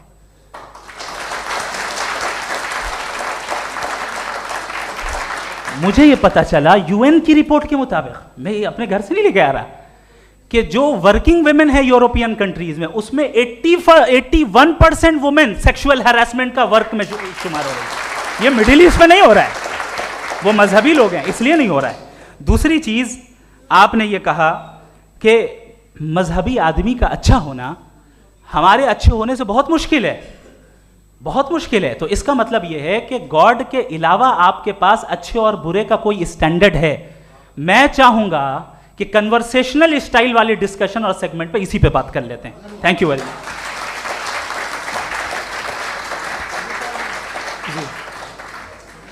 ये रिबटल का राउंड 2 है, आपके पास 5 मिनट का वक्त है, और इसके बाद क्रॉस एग्जामिनेशन शुरू करेंगे। आप चाहें तो जो इन्होंने सवाल पूछे उनके जवाब आप रिबटल में भी दे सकते हैं। जी जी, देखिए पहले तो ये बात कि ये मिसाल गलत नहीं है, गलत है। इन्होंने पहले ही हमको डिसार्म कर दिया, कह लिया अकल से मामला सॉल्व नहीं हो सकता, लॉजिक से आप पहुंच नहीं सकते। ये एक मेटाफिजिकल चीज़ है। मेटाफिजिकल अजीब सा लफ्ज़ है, ठीक से किसी को माने नहीं मालूम इसके, तो ऐसा लगता है कुछ बड़ी चीज़ है। अरे भाई क्या होता है मेटाफिजिकल, बताओ, खड़ी हो। ये एक लफ्ज़ है जो कहीं भी इस्तेमाल हो जाता है। जब आप एक बात कर रहे हैं और आप मुझसे बहस कर रहे हैं तो मुझे मेटाफिजिकल मत बताइए, आप लॉजिकली मुझे प्रूव किए। और अगर लॉजिकली आप नहीं बात करते साहब ये मेटाफिजिकल है, तो फिर हम आप बात क्या कर रहे हैं? मेरा आपका किस ज़बान में कॉन्वर्सेशन होगा? और ये कहना कि वक्त पहले नहीं था, तो फिर क्यों कहते हैं ये हमेशा से और हमेशा रहेगा? हमेशा वक्त है, तो आप कैसे कहते हैं वो हमेशा से है और हमेशा रहेगा?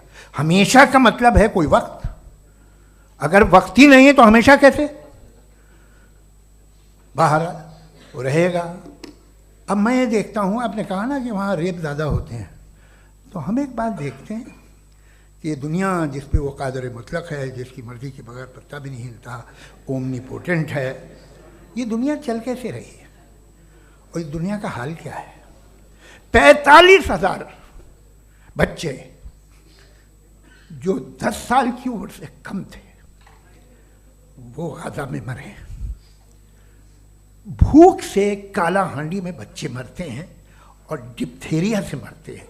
डिप्थेरिया अजीब मर्ज है, गले में जाली बनना शुरू होती है, बच्चा नीला हो जाता है, गरीब का बच्चा, इसलिए कि उपास इलाज नहीं। ये कादर मुतलक है, जो चाहे कर दे। इससे आप दुआएं मांगते हैं हमारी, ये काम कर दे वो कर दे, तो इसका मतलब डे टू डे लाइफ में वो इंटरफेयर करता है और ये देख रहा है वो। अगर वो वाकई भी है फॉर डिस्कशन सेक, तो मैं जब दुनिया देखता हूँ तो मेरे दिल में उसके लिए कोई इज्जत नहीं पैदा होती। ये क्या कर रहे हो तुम पूरे ऑल पावरफुल हो, ओमनीपोटेंट हो, ओमनी प्रेजेंट हो। तुम तो वहाँ गाजा में रहे होगे ना, तुम हर जगह हो। तुम देख रहे थे कि बच्चे की कैसे धज्जियाँ उड़ रही, तुम देख रहे थे और तुम चाहते हो मैं तुम्हारी परस्तिश करूँगा, तुम हो भी। अरे यार, इससे अच्छे तो हमारे चीफ प्राइम मिनिस्टर हैं, कुछ तो ख्याल करते हैं। कमाल है, आप किसकी इबादत कर रहे हैं? अगर वो है भी, ये दुनिया नाइंसाफी से, जुल्म से, जबर से, तशद्दुद से भरी हुई है। और आप ये मत कहिएगा कि वो देख रहा है और वो बताएगा एक दिन। अगर वो देख रहा है और इंटरफेयर नहीं करता तो आप दुआ क्यों मांगते? आप कहते हैं मेरा ये काम करा दे, इसके मतलब है वो दखल दे सकता है, वो आपको नौकरी दिलवा सकता है, भले दूसरे आदमी को न मिले, मगर आपका काम कर देगा चूंकि आपने दुआ मांगी है। तो जब वो आपको नौकरी दिला सकता है, लड़की की शादी कर सकता है, बेटे को ग्रीन कार्ड दिलवा सकता है, तो कम से कम ये जो मर रहे हैं बच्चे, इनको रोक दे, कुछ तो करे।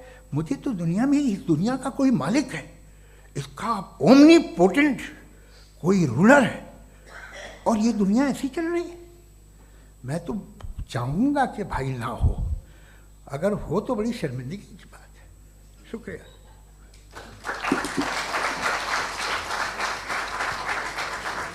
देवियों और सज्जनों, इस बहस के 2 राउंड और 2 रिबटल पूरे हो चुके हैं। अब सबसे ज़रूरी और सबसे मुश्किल राउंड शुरू हो रहा है, क्रॉस एग्जामिनेशन का। अब इन विद्वानों की सज्जनता की एक परख भी होगी, और वक्त हमने 16 मिनट का तय किया है। पहला सवाल आप पूछना चाहेंगे? जी बिल्कुल। पहले बोले भी आप। आप माइक ले लीजिएगा हाथ में, ये नीचे से होना चाहिए। जी मैं बोलता हूँ, ये डायस हटा सकते हैं क्या हम थोड़ा क्विकली? डायस पीछे कर दीजिए बस थोड़ा सा, है, ताकि ये जो दाएं बाएं लोग बैठे हैं, इसे हटा ही दीजिए। अब हम वहाँ तो जाने वाले नहीं। आराम से आराम से दोनों तरफ से हटा दीजिए।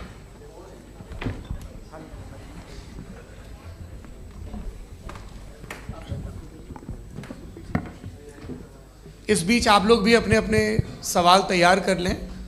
ये ध्यान रखेंगे कि मैं यहाँ से सवाल लूँगा, आप लोगों को अपना हाथ ऊपर करना है, अपना नाम बताना है और अधिकतम 3 वाक्यों में अपना सवाल पूरा करना है। कई लोग सवाल की जगह भाषण देने लगते हैं, उससे आज बचना है।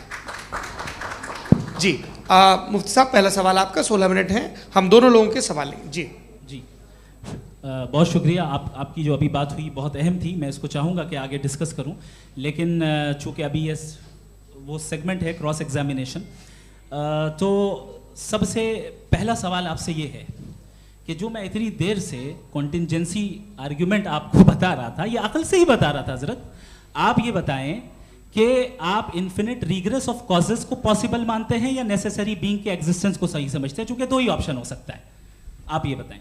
देखिए, आपको मैं ईमानदारी से बात करूं, एक तो मैं कॉन्टिजेंसी वर्ड ठीक से समझता नहीं, और इस वक्त भी जो आपने अंग्रेजी के अल्फाज इस्तेमाल किए वो ज़रा थोड़े से मुझे डिफ़िकल्ट और कॉम्प्लिकेटेड लगे, तो आप ज़रा सिंपल ज़बान में सवाल कर सकते हैं? बिल्कुल कर सकता हूँ जी।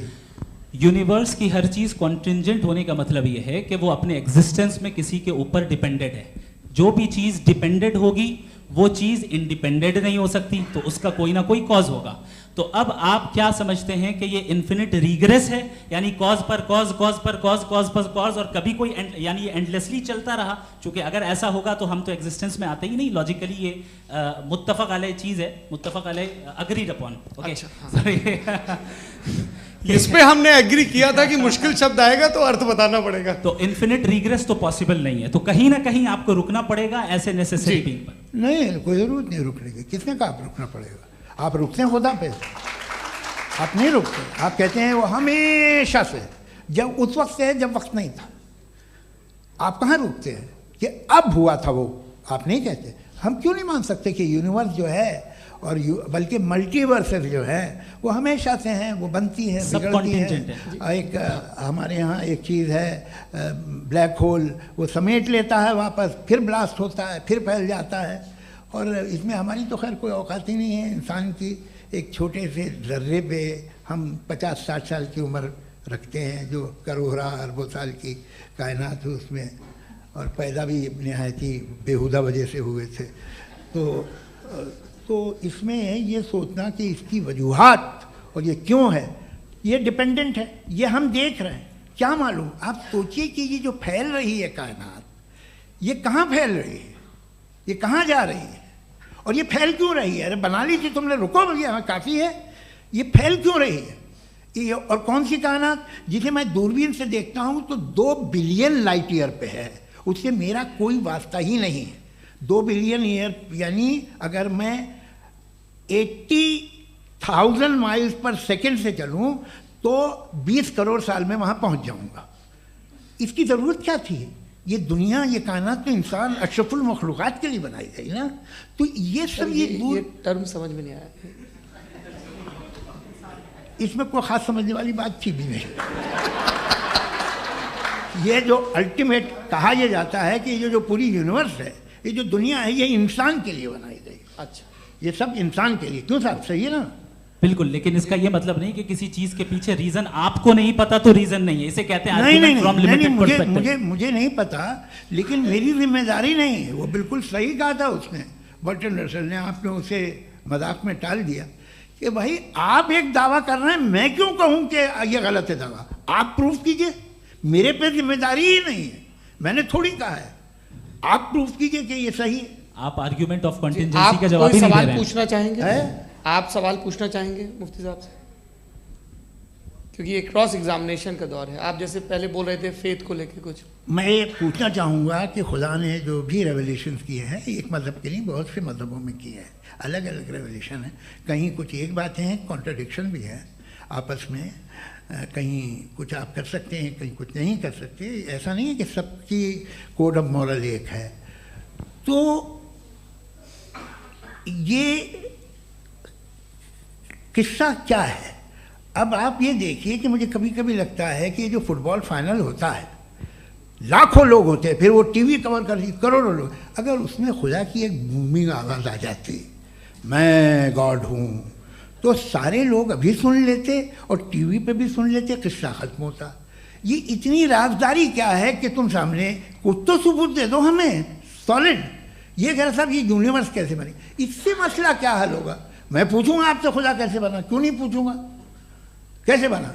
बल्कि वो तो कायनात से कहीं ज़्यादा इंटेलिजेंट है, कायनात से कहीं ज़्यादा कॉम्प्लेक्स। जी वो हमेशा से है, आप कहेंगे मैं मान लूँगा। अच्छा, दोयम वो कादिर मुतलक, यानी कादिर मुतलक का मतलब ओमनीपोटेंट, वो जो चाहे कर सकता है। आपको नौकरी दिलवा सकता है, आपकी अच्छी जगह शादी करवा सकता है, आपके पड़ोसी का मुकदमा हरवा सकता है, आपको जिता सकता है, सब काम करता है। थोड़ा सा माइक क्लोज जी। वो इस दुनिया को चला कैसे रहा है? ये दुनिया कैसे चल रही है? आपको इस पर हैरत नहीं होती?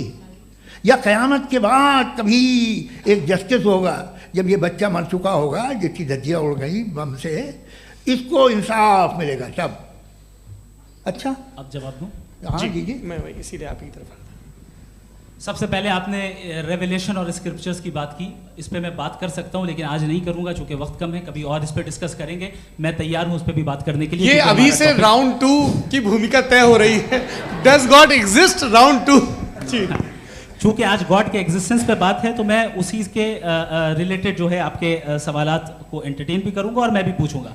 आपने कहा कि आपने साबित ही नहीं किया, जबकि आर्ग्यूमेंट ऑफ कॉन्टिंजेंसी बुनियादी आर्ग्यूमेंट है। आप मुझे कॉन्टिंजेंसी का मतलब बताइए, आपका मतलब क्या? कॉन्टिंजेंसी कॉन्टिंजेंसी का मतलब ये हुआ कि हर वो वजूद जो किसी भी चीज़ का पाबंद है, हर वो वजूद या हर वो चीज़ जो अपने एग्जिस्टेंस में किसी भी चीज़ के पाबंद है और उससे बाउंड है, उसको उसकी ज़रूरत है, उस पर डिपेंड करती है, तो जाहिर सी बात है कि उसका कोई ना कोई कॉज होता है। ये तो अक्ल की बात है। ये आप रीजनिंग की बात करते हैं, मैं वही कर रहा हूं। दूसरी चीज आपने ये बात कही कि इतने बिलियन लाइट ईयर्स दूर है, उसका मेरा क्या लेना देना। फिर मेरे ख्याल से आपको ये नहीं कहना चाहिए I think therefore I am an atheist. आपको सोचना चाहिए, सिर्फ आप एक लिमिटेड दायरे में रहकर नहीं सोचें बल्कि बाहर निकलकर सोचें। आपने तीसरा सवाल किया, आपने 2-3 सवाल एक साथ। ऐसी बातें ना कीजिए, कुछ लोगों को इतराज हो जाएगा आप पे कि आप कुछ भी सोचिए। ये इजाज़त आपको है नहीं, मुझे है।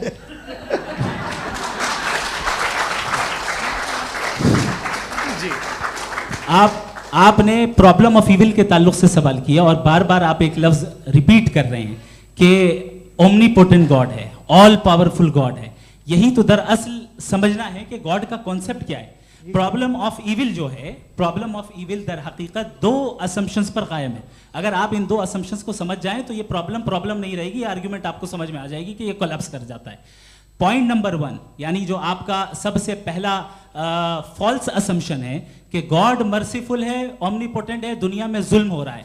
लेकिन आपको ये समझना चाहिए कि हमारे वर्ल्ड व्यू के मुताबिक गॉड सिर्फ ओमनीपोटेंट और सिर्फ मर्सीफुल नहीं है, बल्कि वो ऑल वाइज भी है और वो ऑल नोइंग भी है। उसके हर काम के पीछे हिकमत और विजडम है। ये कोई जरूरी नहीं है कि वो हिकमत और विजडम आपको समझ में आए या मुझे समझ में आए। अगर आप जो समझ रहे हैं उसके मुताबिक आप फैसला कर रहे हैं, ये लिमिटेड पर्सपेक्टिव से आर्ग्यूमेंट है। और इस चीज को हम अपनी दुनिया में, अपने लाइफ में, डेली लाइफ में इस प्रिंसिपल को एक्सेप्ट करते हैं। हम जब किसी डॉक्टर के पास जाते हैं, डॉक्टर के पास जाकर वो अगर उसने हमें कोई दवाई दी है तो हम ये तो नहीं कहते कि जब तक आपके पास जितना नॉलेज और जितना विजडम नहीं है, आपने क्यों ये दवाई दी है, तब तक हम इस चीज को एक्सेप्ट नहीं करेंगे। नहीं कहते, हम उसकी अथॉरिटी को तस्लीम करते हैं। क्यों? क्योंकि उसकी हम जानते हैं कि वो नॉलेजेबल है, वो विजडम वाला है, हमसे ज्यादा नॉलेज और हमसे ज्यादा विजडम है। बताएं सर। नहीं, डॉक्टर में और खुदा में बड़ा डिफरेंस है। डॉक्टर पढ़ा लिखा होता है, एक तो मैं उसकी बात सुनूंगा। दोयम ये नहीं, कुछ जवाब तो ये भी नहीं है सर। प्लीज, अगर सब ऑडियंस से बोलने लगेंगे तो फिर मतलब नहीं सिविलाइज्ड बहस का। मतलब आप ये कहें कि चूंकि आप डॉक्टर पे बिलीव करते हैं इसलिए खुदा पे बिलीव किए, क्या ये मिसाल आपको समझाने के आर्ग्यूमेंट है, इस पे आपको एतराज नहीं है। तो सिंपल बात ये है कि मैं अगर ये यकीन कर लूँ कि एक ओमनीपोटेंट, उसकी मसलहत है, ये जो बच्चे मर रहे हैं ये मसलहत है उसकी, मुझे नहीं चाहिए थी मसलहत। उसकी मसलहत नहीं, यही तो समझना है, मतलब एक्सपीरियंस। अच्छा, इस आपने अभी मेरी बात पूरी सुनी नहीं। मैंने कहा आपका पूरा आर्ग्यूमेंट दो फॉल्स असम्पशंस पर है। एक फॉल्स असम्पशन मैंने बता दिया, दूसरा फॉल्स असम्पशन ये है कि इस दुनिया में इविल के होने का कोई गुड रीजन नहीं है, जबकि हमारे पास बाज रीजंस मौजूद हैं, हमारे पास बाज वजूहात मौजूद हैं। अगर इस दुनिया में इविल ना हो तो आप गुड को डिफाइन कैसे करेंगे? अगर जुल्म ना हो आप इंसाफ को समझेंगे कैसे? अगर तारीकी ना हो तो आप लाइट को समझेंगे कैसे? बहुत अच्छे। अभी और सुन लें, अभी और बाकी है। ये तो बात बहुत पसंद आई साहब मुझे कि जब तक रेप ना हो तब तक औरतों की इज्जत का ख्याल आपने मेरा जवाब पूरा सुना ही नहीं। जब तक के बच्चों का कत्ल ना किया जाए तब तक आपको बच्चों की मासूमियत की इज्जत। आपने पूरा जवाब सुना ही नहीं। क्या बात है, क्या आपने नुक्ता निकाला? आपने पूरा जवाब सुना ही नहीं। आप सुन लें, मेरी बात सुन लें। ये मैंने आपको एक चीज बताई। दूसरी चीज, इस दुनिया में हम आए हैं टेस्ट के लिए, हमारा टेस्ट हो रहा है और हर इंसान का अलग अलग अंदाज में टेस्ट होता है। और इस दुनिया में अगर इविल मौजूद है तो वो इविल जरिया है हमारे अंदर ह्यूमन नोबल क्वालिटीज को डेवलप करने का और अलग अलग फील्ड में प्रोग्रेस करने का। और अगर हमारे अंदर और इस दुनिया में इविल नहीं होता तो बताइए टेस्ट का मतलब क्या होता? अगर मैं अपने स्टूडेंट को एमसीक्यूज दूं और उसमें सिर्फ राइट आंसर लिख कर दे दूं और कहूं तुम्हारा टेस्ट हो गया, ये मीनिंगलेस है। इस दुनिया में अगर हम टेस्ट के लिए आए हैं तो जाहिर है गुड एंड इविल दोनों मौजूद है। तो अगर गुड एंड इविल दोनों मौजूद है तो ये इविल भी खुदा का बनाया हुआ है? जी हाँ, खुदा का बनाया हुआ है। लेकिन अच्छा, चलो अच्छी बात। जी बिल्कुल, तो बिल्कुल खुदा ने बनाया। अभी तो ये है कि जो मेजॉरिटी है दुनिया में वो इविल है, तो ये खुदा एक्चुअली इविल के साइड पे लग रहा है मुझे। बिल्कुल भी नहीं, मैं मेजॉरिटी में तो वो है। क्या बात कर रहे हैं भाई आप? कोई भी जो मुंसिफ होगा, चाहे आपका अपना घर हो जिसके आप सबसे बड़े हैं, चाहे आपकी ऑर्गेनाइजेशन हो जो आप चलाते हैं, वहां पर आप इविल रखेंगे साबित करने को कि बाकी लोग शरीफ हैं। मेरी बात सुनिए, क्या ये आर्ग्यूमेंट ही गलत है? अगर कि जब तक के कोई इविल नहीं होगा तब तक के शरीफ आदमी शरीफ नहीं लगेगा। अगर एग्जामिनर गलत ऑप्शन दे रहा है तो एग्जामिनर इविल नहीं हो गया, जो गलत ऑप्शन को सेलेक्ट कर रहा है वो फेल होगा। क्रिएटर ने इविल को बनाया है लेकिन वो इविल नहीं है। अच्छा सुनिए मेरी बात, let me complete sir. Creator ने इविल को बनाया है टेस्ट के लिए, वो इविल नहीं है। इविल वो होगा जो उसे इख्तियार करेगा। छुरी को बनाने वाला गलत नहीं होता है, छुरी का गलत इस्तेमाल करने वाला गलत होता है। रेप को कैसे गलत इस्तेमाल करते हैं? रेप इंसान के फ्री विल का नतीजा है। ये रेप कैसे गलत इस्तेमाल होता है? ये मुझे अब सुन लें, अब सुन लें। गलत इस्तेमाल होता है। हाँ मैं बता रहा हूँ ना, कैसे गलत? मैं बता रहा हूँ कि जो इविल इस दुनिया में मौजूद है उसके कई सारे तरीके हैं। एक तरीका इंसान का अपना फ्री विल है। अब अगर कोई रेपिस्ट रेप कर रहा है तो इसका गॉड का कसूर नहीं है, वो अपने फ्री विल का गलत इस्तेमाल कर रहा है, उसको सजा मिलनी चाहिए। अच्छा। और उसी के लिए जहन्नम बनाई गई है। ये फ्री विल का भी बड़ा चक्कर। आप जब कोई बुरा काम करते हैं या कोई बुराई होती है तो ये कहा जाता है कि ये फ्री विल है। 7 billion free wills are moving on this planet. 7 billion free will. और एक आदमी अपनी फ्री विल से मुझे कत्ल कर दे तो मैं खुदा की मर्जी से मरा हूँ कि इसकी फ्री विल की वजह से? मेरी मौत खुदा के हाथ है या ये फ्री विल वाले के हाथ है? खुदा ने फ्री विल का निजाम बनाया है और उस निजाम का गलत इस्तेमाल करके कोई आपको मार रहा है, इस्तेमाल करके मेरा कत्ल कर देता है। अब मेरी मौत का जिम्मेदार कौन है? वो इंसान जिम्मेदार है। वो इंसान। जी। तो ये कहना कि और उसको सजा मिलेगी। तो अब आप आगे चलिए कि ये तय करना कि अल्लाह ही या अल्लाह ने खुदा ही जिंदगी देता है, खुदा ही मौत देता है, ये गलत है। बिल्कुल गलत नहीं है। हाँ, नहीं, निजाम उसी ने बनाया फ्री विल का। निजाम मौत और हयात का उसी ने बनाया। You are contradicting yourself. अभी आपने कहा कि एक आदमी ने फ्री विल से आपको मार दिया, इसमें उसे फ्री विल दी गई थी, उसने गलत इस्तेमाल किया। 7 billion free wills are moving on this planet और आप चाह रहे हैं कि मैं सिर्फ खुदा का ध्यान करूं। ये 7 बिलियन फ्री विल्स को मुझे लुक आफ्टर करना पड़ेगा कि नहीं? ये तो तबाहियां कर रही हैं और तबाहियां ज़्यादा हो रही हैं। बिल्कुल। तो अगर आप बताएं अगर खुदा नहीं है फॉर एग्जाम्पल, तो आप इविल को कैसे डिसाइड करेंगे? यानी how can you define evil objectively without God? देखिए, दुनिया में 2 तरह के जानवर हैं।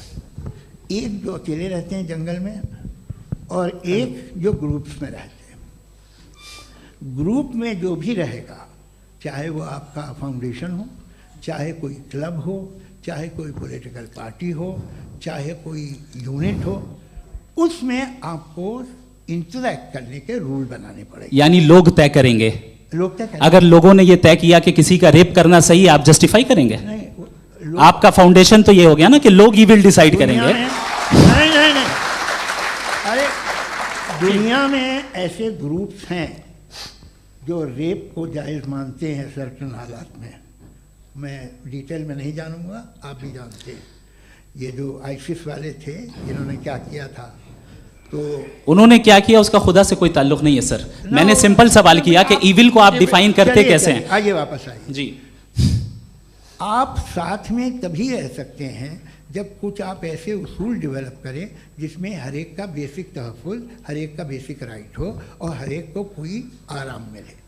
यही तरीक़ा है किसी भी ऑर्गेनाइजेशन जिसमें एक से ज़्यादा लोग हैं और वो ऐसे चलती है ज़िंदगी। उसमें अगर आप गड़बड़ करेंगे तो तबाही होगी, नुकसान होगा, बर्बादियाँ आएंगी। और अगर उसमें आप घर ले लीजिए ना, एक हस्बैंड है, एक वाइफ है, बच्चे हैं, वालदा भी हैं, 2 बहनें भी हैं, एक भाई भी है। अब इसमें कोई निज़ाम आपको चाहिए साथ में रहने का और एक दूसरे पे भरोसा रहे, एक दूसरे के बहीख्वाह हों, एक दूसरे की मदद करें, ऐसी जिंदगी। सर आपकी बात आ गई। आप ये कह रहे हैं कि लोग डिसाइड करेंगे क्या सही है क्या गलत है, यही है? मेजॉरिटी डिसाइड करेगी क्या सही है क्या गलत है? अरे भाई बिल्कुल। मेजॉरिटी अगर ये कहे कि नाजी जर्मनी के साथ जिस तरह मेजॉरिटी थी कि जेनोसाइड करना सही है, आप जस्टिफाई करेंगे? उस वक्त आपका ये सवाल सिर्फ उसके बाद क्लोजिंग। हाँ, उस वक्त प्लेनेट पे जो लोग थे, उनमें कितने लोग हिटलर को सही समझते? अच्छा, प्लेनेट की मेजॉरिटी तय करेगी, सोसाइटी की नहीं। प्लेनेट की मेजॉरिटी गॉड के एग्जिस्टेंस को सही मानती है, आप क्यों नहीं मानते?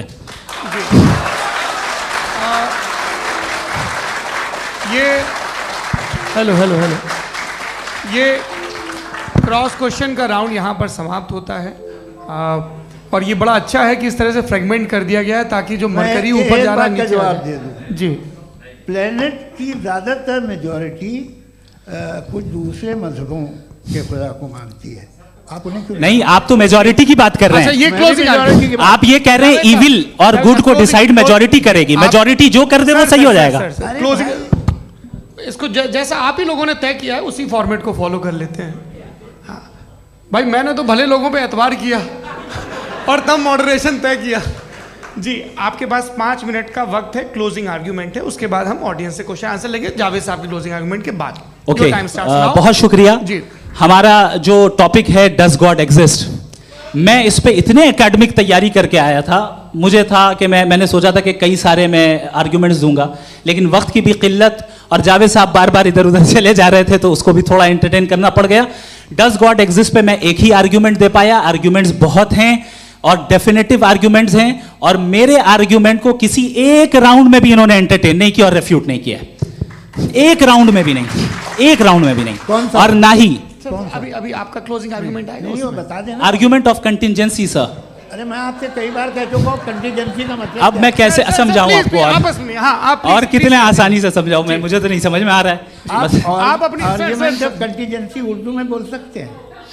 हाँ आप अपनी बात पूरी कर लें जी, आखिरी 4 मिनट। दूसरी चीज, just a minute please ma'am, can I talk. दूसरी चीज ये है कि आपने एक तो इसका जवाब नहीं दिया, दूसरा आपने गॉड के ना होने पर कोई डेफिनेटिव आर्ग्यूमेंट नहीं दिया, सिर्फ मजहब पे बात कर रहे हैं आप।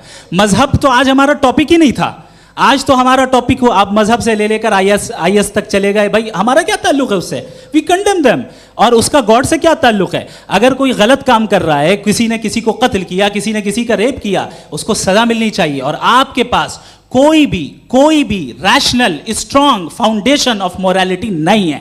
आपने कहा कि मेजॉरिटी तय करेगी सोसाइटी की, वो सही होगा। मैंने कहा हिटलर को, फिर आप सही कहेंगे नहीं नहीं नहीं नहीं, प्लैनेट की सोसाइटी की मेजॉरिटी तय करेगी। तो प्लैनेट की मेजॉरिटी गॉड के एग्जिस्टेंस को मानती है, आप कह रहे हैं ये रिलीजियस है। तो यानी आपके पास कोई स्ट्रॉन्ग फाउंडेशन नहीं है ऑब्जेक्टिव मोरालिटी का। ऑब्जेक्टिव मोरालिटी का अगर कोई फाउंडेशन है तो वो सिर्फ गॉड है, गॉड है, गॉड है। थैंक यू जी। ये मुफ्ती शमाइल नदवी साहब का क्लोजिंग आर्ग्यूमेंट था। अब हमारे पास जी जी ये बड़ा अच्छा है कि दोनों लोगों को मॉडरेटर से शिकायत भी और बोल रहे भाई हमारी शाबाशी भी तो करते चलो। अब मेरी बात जी, आपके पास जावेद अख्तर साहब 5 मिनट का वक्त है, ये आपका क्लोजिंग आर्ग्यूमेंट है, टाइम रीसेट कर दें जी। देखिए बहुत सारी बातें हैं। गॉड का डेफिनेशन दुनिया के किसी भी रिलीजन में है कि वो ओमनीपोटेंट है, ओमनी प्रेजेंट है, he is just, he is kind, he loves you and so on. मैं जब दुनिया देखता हूँ तो मुझे कोई ऐसा सुप्रीम पावर यहाँ दिखाई नहीं देती है जो इंसान की बहबूदी के लिए कुछ कर रही हो, कमज़ोर को बचा रही हो, मदद कर रही हो, जालिम को पीछे हटा रही हो। मैं नहीं देखा, तारीख़ में नहीं। एक तो अगर है और ये देख रहा है तमाशा, तो उसका होना न होना बराबर है।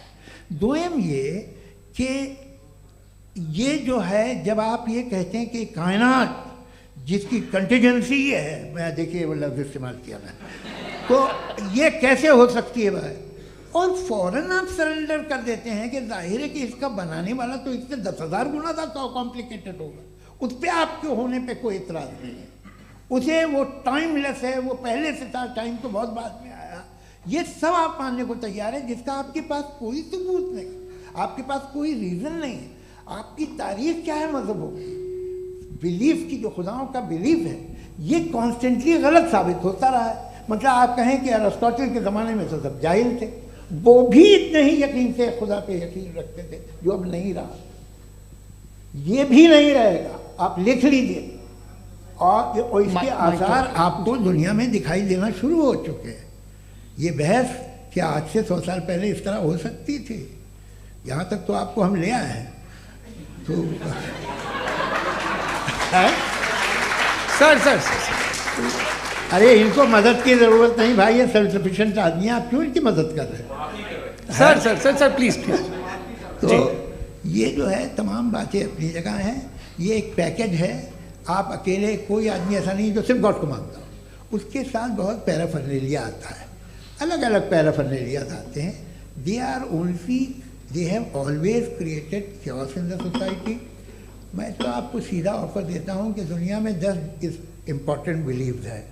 आप एक मानते हैं, 9 नहीं मानते, 9 में आप एथियस्ट हैं, 9 को आप बिल्कुल रीजनेबली मेरी तरह देखते हैं। तो 90 मजहबी आदमी भी 90% एथियस्ट है, वो दूसरे खुदा नहीं मानता, एक खुदा मानता है अपना वाला, बाकियों को कहता है गलत है। अगर आप मानना ही बंद कर दें तो आपका 10% चांस है कि आप सही हैं और 90% चांस है कि आप गलत हैं। मेरा मशवरा है, आप मानना छोड़ दिए तो 50% चांस होगा कि आप सही हैं और 50% चांस होगा, 40% आप गेन करेंगे बाय बिकमिंग एन एथियस्ट।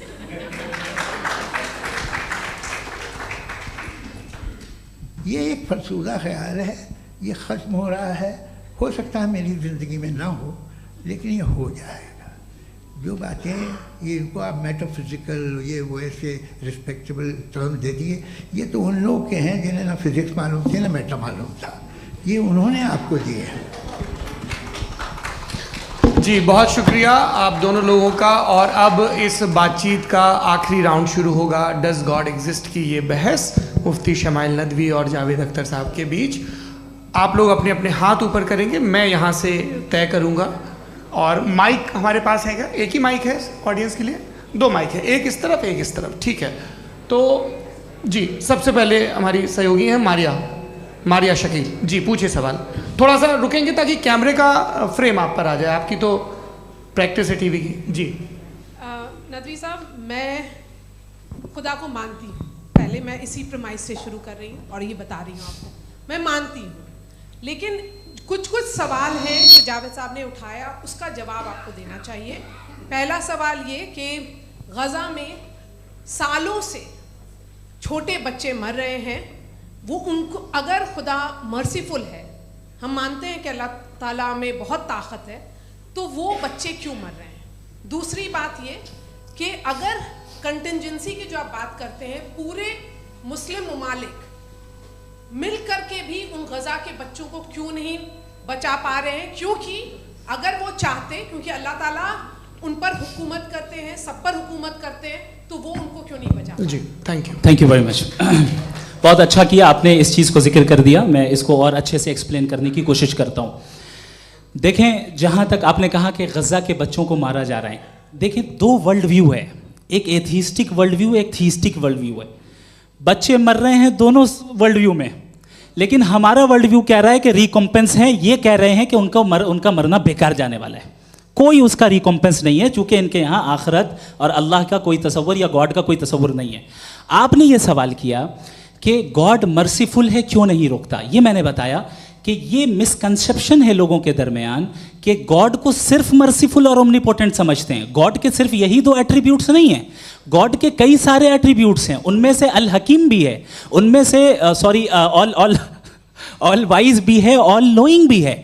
लिहाजा अगर इस दुनिया में किसी को तकलीफ आ रही है और गॉड उसको नहीं रोक रहा है, वो इसलिए नहीं रोक रहा है चूंकि इंसानों को फ्री विल दिया गया है।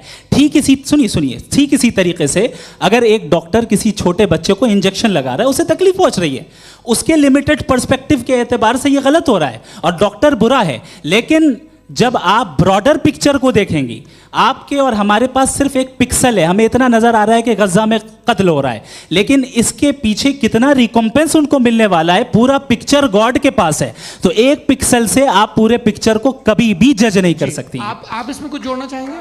आपको कुछ बोलना है इसमें? भैया आपने बहुत अच्छा जस्टिफिकेशन दिया, या आप वो जो वहाँ के प्राइम मिनिस्टर इजराइल के उन्हें भेजिए, वो बहुत खुश होंगे। आप जस्टिफिकेशन दे देना कि अगर गॉड नहीं है तो बच्चे क्यों मर रहे हैं, आप बताएं। वो ये सवाल पूछ रहे हैं कि अगर आप ईश्वर का अस्तित्व नहीं मानते हैं तो उन बच्चों की मौत को आप कैसे इंटरप्रेट करते हैं? भाई ये दुनिया जो है, जो ताकतवर लोग होते हैं वो एक नाइंसाफ़ी करते हैं। तो ये अच्छा काम है आपके नज़दीक, तो नेचर नाइंसाफ़ी पे मबनी है। अरे मेरे भाई, आप नेचर की कहाँ बात कर, मैं तो इंसान की बात। तो फिर जब मैं इंसान की बात कर रहा था आप नेचर की बात करने लग गए। क्रॉस एग्जामिनेशन नहीं। हाँ, अब आप मुझे बोलने नहीं देंगे तो अलग बात है, आप बोलिए, मुझे कोई जल्दी नहीं। जी नहीं, ये क्रॉस एग्जामिनेशन बोल तो लेने दीजिए। जी बोलिए। क्या बात ये है कि ह्यूमन सोसाइटी तभी साथ में रह सकती है जब वो मोहब्बत से, एकता से, एक दूसरे के एहतराम करके रहे। इसके अलावा पॉसिबल नहीं है, अकेले तो इंसान रह नहीं सकता। वहाँ पर कुछ लोग हैं जो फाउल करते हैं, वो फाउल हमेशा से तारीख में होता आया है। आज ये हो रहा है, जो हो रहा है बहुत बुरा हो रहा है, बहुत जालिमाना है, बहुत जाबराना है। उसको आप कहें कि ये बच्चों को कॉम्पनसेशन मिल जाएगा या इसकी इंजेक्शन है, इंजेक्शन तो हेल्थ के लिए दिया जाता है। आप ये कह रहे हैं कि ये बच्चों की जो धज्जियां उड़ रही हैं ये इंजेक्शन है, ये टेस्ट है, ये टेस्ट है और उस टेस्ट में उनको ऐसा रिकॉम्पेंस मिलेगा जो आपके तसव्वुर के बाहर है। ये आप 3 बरस के बच्चे को बारूद से उड़ा के टेस्ट ले रहे हैं। वाह, वो नहीं ले रहा है, खुदा नहीं उड़ा रहा है, इजराइल उड़ा रहा है। जी, ये तो उसको कंडेम करें। अगला सवाल लेते हैं प्रोफेसर पुरुषोत्तम अग्रवाल। मुफ्ती साहब, एक निवेदन आपसे है कि कम से कम थोड़ा सा माइक क्लोज एक रिलीजियस और फिलोसफिकल कर मैं प्लीज। एक रिलीजियस और फिलोसफिकल ट्रेडिशन है जो ब्रह्मांड को यानी यूनिवर्स को ही अंतिम मानती है। सर्वम खलु इदम ब्रह्मम, this is Chandogya Upanishad, and it completely rules out the existence और नेसेसिटी, आपके शब्दों में necessity of a creator, the creation itself is the creator. तो एक मिनट प्लीज। दूसरा जो सवाल आपने अभी जो आप बार बार कह रहे हैं कि भगवान विद्वान भी है, वाइज, सब जानने वाला, तो अगर विजडम में दुनिया भर के पापों और अत्याचारों को बर्दाश्त करना शामिल है, तो फिर इसका मतलब ये हुआ कि अगर मैं फ्री विल से उसको अपोज करता हूं तो ईश्वर की विजडम और मेरी फ्री विल में कॉन्ट्राडिक्शन है। Because when I am opposing whatever is happening in Gaza, then I am opposing the God's will और गॉड्स विजडम। जवाब लेते हैं तो गॉड की विजडम में, एक मिनट सर प्लीज सर, ये एक जुमला, गॉड की विजडम है कि गाजा में जो कुछ हो रहा है वो हो रहा है, मैं उसको अपोज कर रहा हूं, तो मैं गॉड की विजडम के खिलाफ जा रहा हूं। एक सवाल। दूसरा ये नहीं आपने दो ऑलरेडी। सर आप और सवाल कर लें, लेकिन मुझे दो जवाब दे। सर, पहले आपने ये कहा, सुनिए मेरी बात सुनिए। इजराइल के गॉड के मुताबिक तुम्हारा ठीक हो रहा है ना? नहीं हो रहा है, ठीक नहीं हो रहा है। मैं बता रहा हूँ क्या हो रहा है, आप तशरीफ रखिए, मैं बता रहा हूँ क्या हो रहा है। Let me complete please. एक सेकंड गाइस, एक सेकंड। ये देखिए, ऐसा है कि ये सब बड़ा आपस में विचार विमर्श के बाद ये तय हुआ था कि कुछ नियम बना लिए जाएं ताकि एक टाइम बाउंड बातचीत चले। और भाई साहब, आप बड़ा जरूरी काम कर रहे हैं, लेकिन कैमरे के फ्रेम में आके उस काम को गड़बड़ कर दे रहे हैं। ठीक है गुरु, अब मेरे को कहीं का गुस्सा कहीं निकालना था, सॉरी। नहीं, कोई गुस्सा नहीं है जी। तो प्रोफेसर ने सवाल पूछे, आप उनके जवाब दें, और थोड़ा ये सब लोग थोड़ा ख्याल रखें भाई, सवाल संक्षिप्त रखें जी। आपने दो सवाल किया। सबसे पहला ये कहा कि हमारे पास ये कॉन्सेप्ट है कि ये यूनिवर्स खुद नेसेसरी बीइंग है, creation itself is the creator. How irrational is this कि मैं एग्जिस्ट करूंगा बाद में, लेकिन अभी एग्जिस्ट कर भी रहा हूं, यानी एक ही टाइम में एग्जिस्ट भी कर रहे हैं, नहीं भी कर रहे हैं। This is not true. दूसरी चीज आपने कहा कि अगर इजराइल में, सॉरी माफ कीजिएगा, Israel doesn't exist, occupied Palestine में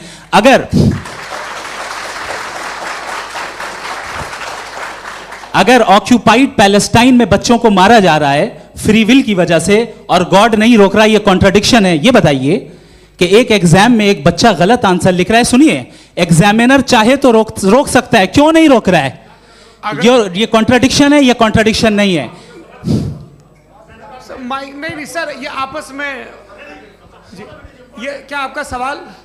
माइक दीजिए। फ्री विल दिया गया है टेस्ट के लिए, अकाउंटेबिलिटी के लिए। अगर फ्री विल नहीं होता तो आप कहते हैं हमें रोबोट बना दिया गया। नॉट मिसरिप्रेजेंट माय पोजीशन, आपकी जो भी पोजीशन, मैं अपनी फ्री विल के नाते, अपने ह्यूमन विजडम के नाते गाजा में हो रही अत्याचार का विरोध करता हूं। बिल्कुल करना चाहिए। आपके हिसाब से मैं गॉड की विजडम का विरोध कर रहा हूं? बिल्कुल नहीं, जो हो रहा है गॉड की, बिल्कुल भी नहीं, बिल्कुल भी नहीं। उसका वहां पर गाजा में कत्ल होना ये इंसानों के गलत इस्तेमाल का नतीजा है, फ्री विल के इस्तेमाल का नतीजा है। गॉड इसका हुक्म नहीं देता, उससे रोकता है। यही तो मसला है ना, आपके लिए कॉन्सेप्ट क्लियर है? नहीं भाई, आपने तो बताया था इंजेक्शन लगाने से बच्चे को तकलीफ होती है, ये इंजेक्शन लगा। सर आप ऐसे रेटोरिक स्टेटमेंट दे तब तो कोई मसला नहीं समझते रहेंगे। This is a rhetoric statement, this is not a logical argument sir. I am sorry. आखिरी 30 मिनट बड़े मुश्किल होने वाले हैं जी। मुफ्ती साहब आगे बैठे हैं, इनको माइक दीजिए। हाँ तरुण, माइक आप अपने पास रखिए, आपको कैमरे का फ्रेम पता है जी।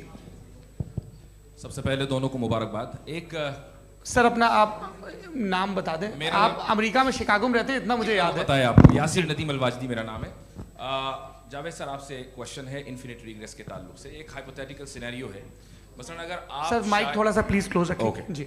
अगर आप शायर इसलिए हैं कि आपके कोई उस्ताद शायर थे, और वो इसलिए शायर थे कि उनके कोई उस्ताद शायर थे, और इसी तरीके से हम माजी में पीछे चलते चलते चले जाएं और कहीं ना रुके, तो माफ कीजिएगा आप कभी शायर नहीं हो सकते। लेकिन आप शायर हैं, आपका शायर एग्जिस्ट करता है, इसका मतलब ये है कि आप कहीं ना कहीं रुके हैं। तो मेरा सवाल ये है कि क्या आप इन्फिनिट रिग्रेस ऑफ कॉजेस को लॉजिकल फैलेसी मानते हैं या नहीं मानते? हाँ या ना? मैं इन्हें लॉजिकल फैलेसी नहीं मानता हूँ, लेकिन मेरा प्रॉब्लम यह है कि जब मैं नहीं मानता हूँ तो I will continue with this logic जो फैलेसी नहीं हो। आप एक जगह रुक जाते हैं जाके, आप कहते हैं ये गेंद कैसे बनी, ये जजीरा कैसे बना, ये समंदर कैसे बना, ये ज़मीन कैसे बनी, और अचानक गॉड पे जाके आपको ब्रेक लग जाता है। एक बार आप सवाल नहीं करते कि भाई इनको बनाने वाला तो इनसे भी कॉम्प्लिकेटेड होगा, वो कैसे बना, उसके बारे में आपने इत्मीनान कर लिया, वो हमेशा से है। तो अगर आप उसे हमेशा से मानते हैं तो फिर ये मान लीजिए कि कायनात हमेशा से है, क्या तकलीफ है? फिर हम वजूद में नहीं आते जी हैं? हम मौजूद नहीं। अच्छा सर क्यों नहीं हो मैं सकते? बताऊंगा प्लीज प्लीज। जैसे मैंने मिसाल दी आपके शेर की। आपका शेर कभी वजूद में ना आता अगर शायर इसी तरह चलते रहते हमेशा। जी माइक मेरे ख्याल से एक सेकंड, इन्फिनिट रिग्रेस का कॉन्सेप्ट क्लियर नहीं हो पाया, ऐसे रहने दें, लेट्स मूव ऑन सर। ठीक है, हाँ थोड़ा सा मॉडरेटर का भी ख्याल रखें। नहीं आपने तो रखा है, आपने रखा है। यहाँ पे गौहर रजा साहब हैं, वो भी एक सवाल पूछना चाहते हैं। माइक नीचे से ऑन कर दिए, नीचे। पहले तो ये कह दूं कि मैं उन बच्चों से शर्मिंदा हूं जिनको गज़ा में कत्ल किया गया, क्योंकि हमारे होते हुए कत्ल किया गया। लेकिन उससे ज़्यादा शर्मिंदगी इस बात से हुई कि मुझे लगा कि मुफ्ती साहब उसको जस्टिफाई कर रहे हैं। बिल्कुल भी नहीं, आप बहुत ही गलत, मुझे लगा मैं गलत हो सकता हूं। बिल्कुल गलत मैं है। सवाल पूछ रहा हूं, सवाल मैं सवाल पूछ रहा हूं। मैं जावेद भाई से डिसएग्री करता हूं। एक सेकंड देखिए, अगर देखिए ऐसा एक सेकंड आप सर वेट अरे आप कुछ मेरे पहले मुझे अपनी बात कह लेने दीजिए। अगर ऑडियंस तय करेगी तो फिर मॉडरेटर का मतलब नहीं। मेरा आप सबसे ये कहना है, ये बहस दो लोगों के बीच में है, एक तरफ मुफ्ती साहब, एक तरफ जावेद साहब। पिछले 1.5 घंटे से ये लोग अपने अपने तर्क रख रहे हैं। आपकी इनसे इत्तेफाकी हो सकती है, ना इत्तेफाकी हो सकती है। मेरे उस्ताद मुझे सिखा गए हैं कि मुखामुखम में असहमति की गुंजाइश बची रहनी चाहिए। अगर मैं आपकी बहुत इज्जत करता हूँ गौहर साहब, आपने जो कमाल की किताबें लिखी, साइंटिफिक टेम्परामेंट, लेकिन मेरी ये गुजारिश है आप सबसे कि यदि आप इन लोगों ने जो बोला उन पर टिप्पणियां करेंगे तो ना वक्त की पाबंदी रहेगी, ना वो अनुशासन। आप सवाल पूछ लें, उस सवाल में जो बात आ जाए वो आ जाए। मैं जावेद साहब से डिसएग्री करता हूं, इसलिए जावेद साहब से सवाल पूछ रहा हूं। आपका सवाल जावेद अख्तर साहब से। और सवाल ये है मेरा कि जावेद साहब ने कई बार लॉजिक का इस्तेमाल किया कि साइंस में लॉजिक है और रिलीजन में लॉजिक नहीं है। मेरा ख्याल ये है कि रिलीजन में भी लॉजिक है, लेकिन उस लॉजिक की बेसिस ये है कि आप रुक जाते हैं, जिसका जिक्र जावेद साहब ने बार बार किया, यानी खुदा के तसव्वुर पे आते हुए, गॉड के तसव्वुर पे आते हुए रुक जाते हैं। और इसमें सवाल पूछना मतलब फॉरबिडन होता है। सवाल ये है कि क्या जावेद साहब इससे एग्री करते हैं कि साइंस की लॉजिक अलग है और रिलीजन की लॉजिक अलग है? बताइए सर। देखिए, 3 चीज़ें हैं, साइंस है, एक है मंतिक है, इस्तिदलाल है, और एक जो है कुछ भी नहीं है, फेथ है, अकीदा है। मैं अकीदे की लॉजिक का कायल नहीं हूँ। मुझे आप इस्तिदलाल से, लॉजिक से, रीज़न से समझाइए, मैं मानने को तैयार हूँ, मेरा क्या नुकसान होगा। लेकिन ये कि अकीदे पे मैं नहीं जा सकता हूँ। अकीदे का मतलब है कि तुम ये मान लो, सवाल ना करो, ये नहीं। आप सारी बातें करके, बड़ी साइंटिफिक बातें करके एक जगह जाके खुदा के हुदूद पे रुक जाते हैं, सरेंडर कर देते हैं। मैं सरेंडर करने को तैयार नहीं। दैट्स ऑल जी। ये आगे सर बैठे हुए हैं, इनको माइक दीजिए। भाई वो आप पूछना चाह रहे थे ना भाई? हाँ नहीं मैं ये थैंक यू जी। आपका नाम? आसिम इफ्तिखार। आसिम जी, पूछिए। सर जावेद सर से सवाल है कि आपने अपने माइक थोड़ा करीब रखिए। अपने क्लोजिंग स्टेटमेंट में ये बात कही थी कि मज़हब का जो फ्यूचर है वो ज़्यादा दिन नहीं जाने वाला है। लेकिन मैं देख पा रहा हूँ कि जो ऑक्सफोर्ड यूनिवर्सिटी की एक स्टडी है 2011 में हुई है, जिसके 50 एकेडमिशियंस ने इसको अंजाम दिया था, उसमें वो ये कहते हैं कि जो फेथ इन गॉड है वो इनबिल्ट है ह्यूमन नेचर के अंदर, जिसको हम कहते हैं फितरत के अंदर शामिल है वो। और वो ये कहते हैं कि अगर कोई ये समझता है कि मज़हब को वो ख़त्म कर देगा तो ये उसकी गलत फहमी है। तो आप इसके बारे में, इस स्टडीज़ के बारे में क्या कहते हैं? ठीक है, मैं उनसे एग्री नहीं करता हूँ। वो कौन से प्रोफेसर होंगे? ऐसा उनके क्या पास डेटा है, इन्होंने डेटा के बेस होगा। डेटा क्या हो सकता है? फ्यूचर का डेटा तो नहीं हो सकता ना उनके पास, प्रेजेंट का डेटा हो सकता है। डेटा आपने सुना 100 साल पहले का बाद का डेटा? मैंने तो नहीं सुना आज तक। तो आज उनकी ये राय है और होगी राय, ठीक है, दुनिया में तरह तरह की राय है लोग, लेकिन मैं समझता हूँ कि वक्त के साथ इंसान ज़्यादा से ज़्यादा रीज़नेबल और लॉजिकल होता जा रहा है। आज आप देखिए वेस्टर्न यूरोप में क्या परसेंटेज है नॉन बिलीवर्स की, बहुत हाई, वहाँ चर्च खाली पड़े होते हैं। तो अल्टीमेटली तो इंसान कोई ऐसी बात बहुत अरसे तक नहीं मान सकेगा, चाहे गलत या सही, जो उसे उसके दिमाग को, उसके जहन को, उसके लॉजिक को अपील न करे। वो कह रहे हैं तो ऑक्सफोर्ड के होंगे तो कैम्ब्रिज के होंगे, तो मुझे क्या लेना देना, उनका डेटा मुस्तकबिल का नहीं हो सकता है। जी दीपक, हाँ पूछिए। मैं आऊँगा अभी, पीछे की साइड भी आऊँगा, माइक वहीं भेजूंगा 2-3 साल के लिए। जी जावेद साहब, आपसे सवाल है। नमस्ते। अरे भाई सर, अगर आप ही लोग तय करना है तो फिर 200 लोग तय कर लें। नहीं sir, please don't do this sir. Everybody has a right sir, but we can only take selected questions. No sir, ये यंग लोग भी हैं तो इनकी ये अब उतने यंग, भाई आप यंग हैं कि नहीं हैं? वो कह रहे हैं वो भी यंग हैं साहब, आप उनकी नौजवानी पर दावा उनको ही करने थे। हाँ मुफ्ती साहब आप यंग, हाँ पूछे। अरे भैया सर मेरा सवाल ये है, कुछ इनसे भी तो पूछो। जी नहीं, बस आपसे एक सवाल है। जैसे थीस्टों के पास अपने जो ईश्वर को मानते हैं उनके पास अपने सोशल गेट टुगेदर्स हैं, 5 रोज़ आज क्रिसमस आने वाला है, होली है, दिवाली है, ईद है। एथिस्ट क्या ऑफर कर रहे हैं? मतलब मैं इनकी दुकान से बोलूं मैं आना चाहता हूं उस तरफ, पर मैं अट्रैक्ट नहीं हो पा रहा हूं। मैं सोशल गेट टुगेदर्स क्या है आपके पास?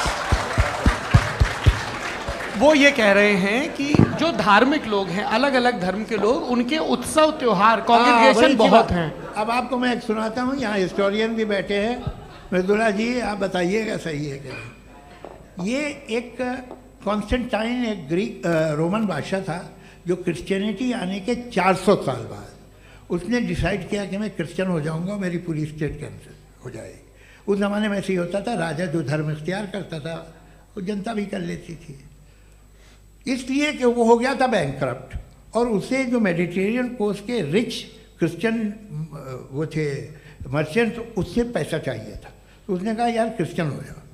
तो उसने अपने वजीर से कहा कि भाई ये हिस्ट्री है कि अब हम लोग क्रिश्चियन हो जाते हैं। पहले सर हो जाएंगे, कोई प्रॉब्लम नहीं है, लेकिन एक प्रॉब्लम ये है कि 17 दिसंबर से 25 दिसंबर तक जो पेगन फेस्टिवल होता, जो पेगन्स थे वो लोग, जो फेस्टिवल होता है वो बंद हो जाएगा, इसलिए कि हम क्रिश्चियन हो गए तो होगा नहीं। तो वो बच्चों को बहुत बुरा लगेगा, पब्लिक को बहुत इन्जॉय करते हैं, ख़ासतौर से 25 को मेन डे। उसने कहा हाँ ये तो सही कह रहे हो, ये जीसस क्राइस्ट की पैदाइश कब थी? कहते साहब वो अप्रैल में थी। नहीं कट करो, वो 25 दिसंबर को है। ये हकीकत है जी। और 400 साल बाद क्रिश्चियनिटी के अप्रैल से दिसंबर ले आए, और इसलिए कि यहाँ पेगन फेस्टिवल होता था। अब मनाते हैं आप आराम से। ये जो सारे फेस्टिवल हैं ये रिलीजन से, हर एक को एक इंटरटेनमेंट डिपार्टमेंट चाहिए होता है अपनी कंपनी चलाने के लिए। तो ये रिलीजन ने, ये सेकुलर त्यौहार थे जिन्हें रिलीजन्स ने ले लिया है। ये मौसम के थे, फसलों के थे, किसानों के थे, उसको आपने लेके रिलीजियस रंग दे दिया। ये कोई रिलीजन से थोड़ी आए आप। अच्छा हमें देखिए, हम तो मुल्द हैं, हम ईद मनाते हैं, हम दिवाली मनाते हैं, हम होली मनाते हैं, हम क्रिसमस मनाते हैं। बम्बई की फिल्म इंडस्ट्री की सबसे बड़ी होली हमारे घर में होती है, सबसे बड़ी ईद हमारे घर में होती है। वो हमारे सोशल वो है, हमारे हेरिटेज है। ऐसा थोड़ी है कि we will throw the baby along with the water. ये तो अच्छी चीज़ है, इन्हें रखो, जो बेकार है फेंक दो। जी हाँ हेलो जी, मेरा सवाल नादवी जी से है। जैसा कि आपने बोला कि गॉड टाइम के भी परे हैं, और गॉड इतनी कॉम्प्लेक्स चीज़ है कि उसे ह्यूमन माइंड समझ नहीं सकता, और गॉड ने अर्थ पे फ्री विल भी दे दी है। तो आप अपना वक्त ज़ाया क्यों कर रहे हैं गॉड के बारे में बात करके? अपन को तो बात करनी चाहिए कि सोसाइटी को बेहतर कैसे करें। जी मैं, गॉड वही बताता है सोसाइटी को कैसे बेहतर करें। अभी मैं आपका जवाब देता हूँ। आपने कहा कि टाइम पे वो एग्जिस्ट नहीं करता, सो मेरा सवाल ये है कि जैसा आपने बोला कि गॉड बहुत ही कॉम्प्लेक्स चीज है। मैंने कहा ही नहीं कि कॉम्प्लेक्स है, तो आपके अल्फाज हैं। कॉम्प्लेक्स का लफ्ज गॉड के लिए सुइटेबल नहीं है। क्यों? क्योंकि कॉम्प्लेक्स वो चीजें होती हैं जो ऑब्जेक्ट हो। God is not an object जिसको आप इंस्ट्रूमेंट के जरिए लेबोरेटरी में जाके टेस्ट करें, oh it's very complex. No, वो कोई कार का इंजन नहीं है। मेरा वो फिलोसॉफिकली नेसेसरी बीइंग ऐसी बीइंग है जो सिंपल बीइंग है। हाँ, आप उसको मुकम्मल तौर पे उसकी तमाम हिकमतों को जान ले और हर चीज़ को जान ले, ये पॉसिबल नहीं है, क्योंकि वो ऑल वाइज है, आप ऑल वाइज नहीं है, और वो खुदा है, वो आपको सारी चीज़ें बता दे, ये ज़रूरी नहीं। मेरा सवाल ये नहीं था, मेरा सवाल ये था कि जब गॉड इतना परे है इस दुनिया से कि उसने अर्थ पे फ्री विल भी दी है, हम सब ह्यूमंस की फ्री विल है, और जो सोसाइटी में हो रहा है वो अपन लोग डिसाइड करेंगे, तो अपन लोग डिसाइड नहीं करेंगे ना, अपन लोग डिसाइड नहीं करेंगे। गॉड जो है, गॉड ने वो उसकी जात, उसकी एग्जिस्टेंस टाइम एंड स्पेस से परे है, लेकिन वो हमारा टेस्ट ले रहा है और उसी गॉड ने हमें बताया कि तुम्हें क्या करना है क्या नहीं करना है, तो जाहिर है उस गॉड की बात सुनेंगे ना। जी, वो पीछे एक चश्मा लगाए जो मैम खड़ी हैं, उनको दीजिए। हाँ, आप जी जी बिल्कुल आएंगे। देखिए मैं कोशिश कर रहा हूँ सब तरफ जाने की। हाँ, उनको दीजिए माइक। जी, हेलो सर, मैं ओमनी प्रेजेंट नहीं हूँ, टाइम पाबंद हूँ, और जहाँ तक कोशिश कर सकता हूँ करूँगा। जी, अपना नाम बताइए। मेरा नाम उर्सुला है, मैं दिल्ली यूनिवर्सिटी की एक स्टूडेंट हूँ और मैं स्टूडेंट फेडरेशन ऑफ इंडिया से हूँ। मेरा सवाल मुफ्ती जी से है कि इस हॉल के इस कमरे में बैठ के हम लोग रेप की मोरालिटी के बारे में फिलोसफिकली बात तो कर सकते हैं, बट असलियत ये है कि रोज़मर्रा की ज़िंदगी में औरतें रेप के थ्रू गुजरती हैं, और हम लोग सिर्फ नंबर्स पे इस तरह नहीं देख सकते, क्योंकि कितनी औरतें हैं इन कंट्रीज़ में जहाँ पे आप बता रहे हैं कि केसेस कम हैं, जिनका एक्सेस है कि वो जाके केस फाइल कर सकें। कितनी औरतें हैं जो जिनको काम करने की आज़ादी है उन कंट्रीज़ में। यूरोप में ये आज़ादी आ गई, यूरोप में ये रूल्स आ गए, तो हम आज उसके बारे में बात कर पा रहे हैं। जी, जवाब। आपने ये कहा कि कमरे में बंद होकर हम लोग इस पर फिलोसफिकली बात कर सकते हैं, लेकिन हकीकत में क्या हो रहा है, वो ग्राउंड लेवल पे क्या हो रहा है, जो बहुत गलत हो रहा है, और वो सफ़र कर रही हैं। आई एग्री, बहुत गलत हो रहा है, और जो गलत हो रहा है उसको हमें रोकना है। और क्यों रोकना है, वो गलत क्यों है, हमारे पास इसका ऑब्जेक्टिव फाउंडेशन है, इनके पास उसका ऑब्जेक्टिव फाउंडेशन नहीं है। मैं ये कहना चाह रहा हूँ कि जहाँ पे भी जुल्म हो रहा है, जहाँ पे भी औरत पे जुल्म हो रहा है, या उसकी इज्जत लूटी जा रही है, या उसे तकलीफ पहुँचाई जा रही है, और सिर्फ औरत नहीं, किसी इंसान के ऊपर भी जुल्म हो रहा है, तो उसके खिलाफ खड़ा होना, ये मॉरलिटी हमारे पास गॉड के पास से आई है। वरना जावेद साहब तो कह रहे हैं कि जो है मेजॉरिटी डिसाइड करेगी, तो मेजॉरिटी तो कभी भी बदल सकती है। क्या आप हाँ। ये थोड़ी सी आपको गलतफहमी है। मैं अगर मेरे जुमले से ये मदनत निकला या मैंने कहा, तो ये जुमला मैं वापस लेता हूँ, ये मेरा मतलब ही नहीं था कि मेजॉरिटी डिसाइड करेंगे। मेजॉरिटी डिसाइड करे तो दुनिया में बड़ी, वैसे आपने कहा था ये जुमला। अच्छा, हो मैं मान रहा हूँ, बाद में रिकैप कर लेंगे। अरे एक सेकंड, मैं अपनी एक्सप्लेनेशन देता हूँ। मुनासिब बात यह है कि हम सब के सब दिल में जानते हैं कि क्या अच्छा है क्या बुरा है, हमें पता है अच्छी तरह से। जो लोग बुरे काम करते हैं उन्हें भी मालूम अच्छा क्या है। यही तो सवाल था हजरत कि फिर ये मोरालिटी आई कहाँ से? Cross examination. हाँ जी, हाँ। मोरालिटी साथ रहने की डिजायर से आई, यानी साथ रहकर जो कुछ कह दे, जो कुछ कर दे, वो हो जाएगा। नहीं नहीं, तो आप कायदे से रह ही कर सकते हैं जब तक लोगों में मोरालिटी हो, वरना क्यास हो जाएगा। ये आपको कैसे पता? जी, हमने देखा ना, जहाँ मोरालिटी का क्यास हो गया, हम देखते हैं। कहाँ पे देखते भाई?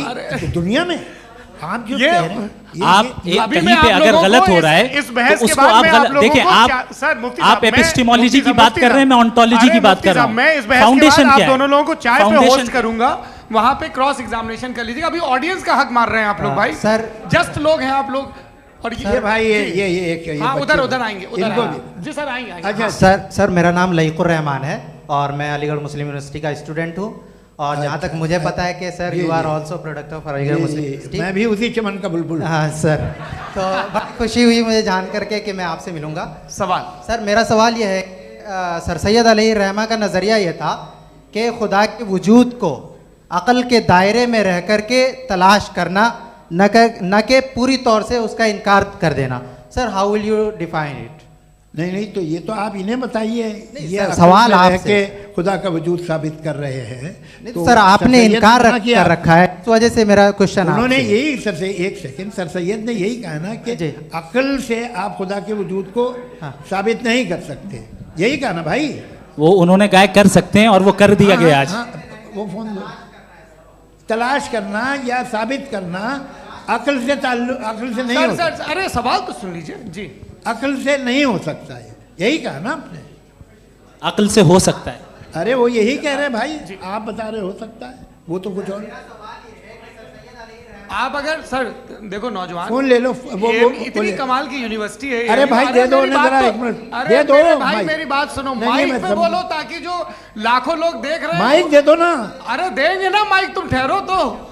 हाँ सर, मेरा सवाल ये था कि सर सैयद अलैहिर्रहमा का एक नज़रिया था अपना कि खुदा का जो वजूद है उसको अक़ल के दायरे में रह करके तलाश करना है, न कि पूरे तौर से इनकार कर देना है।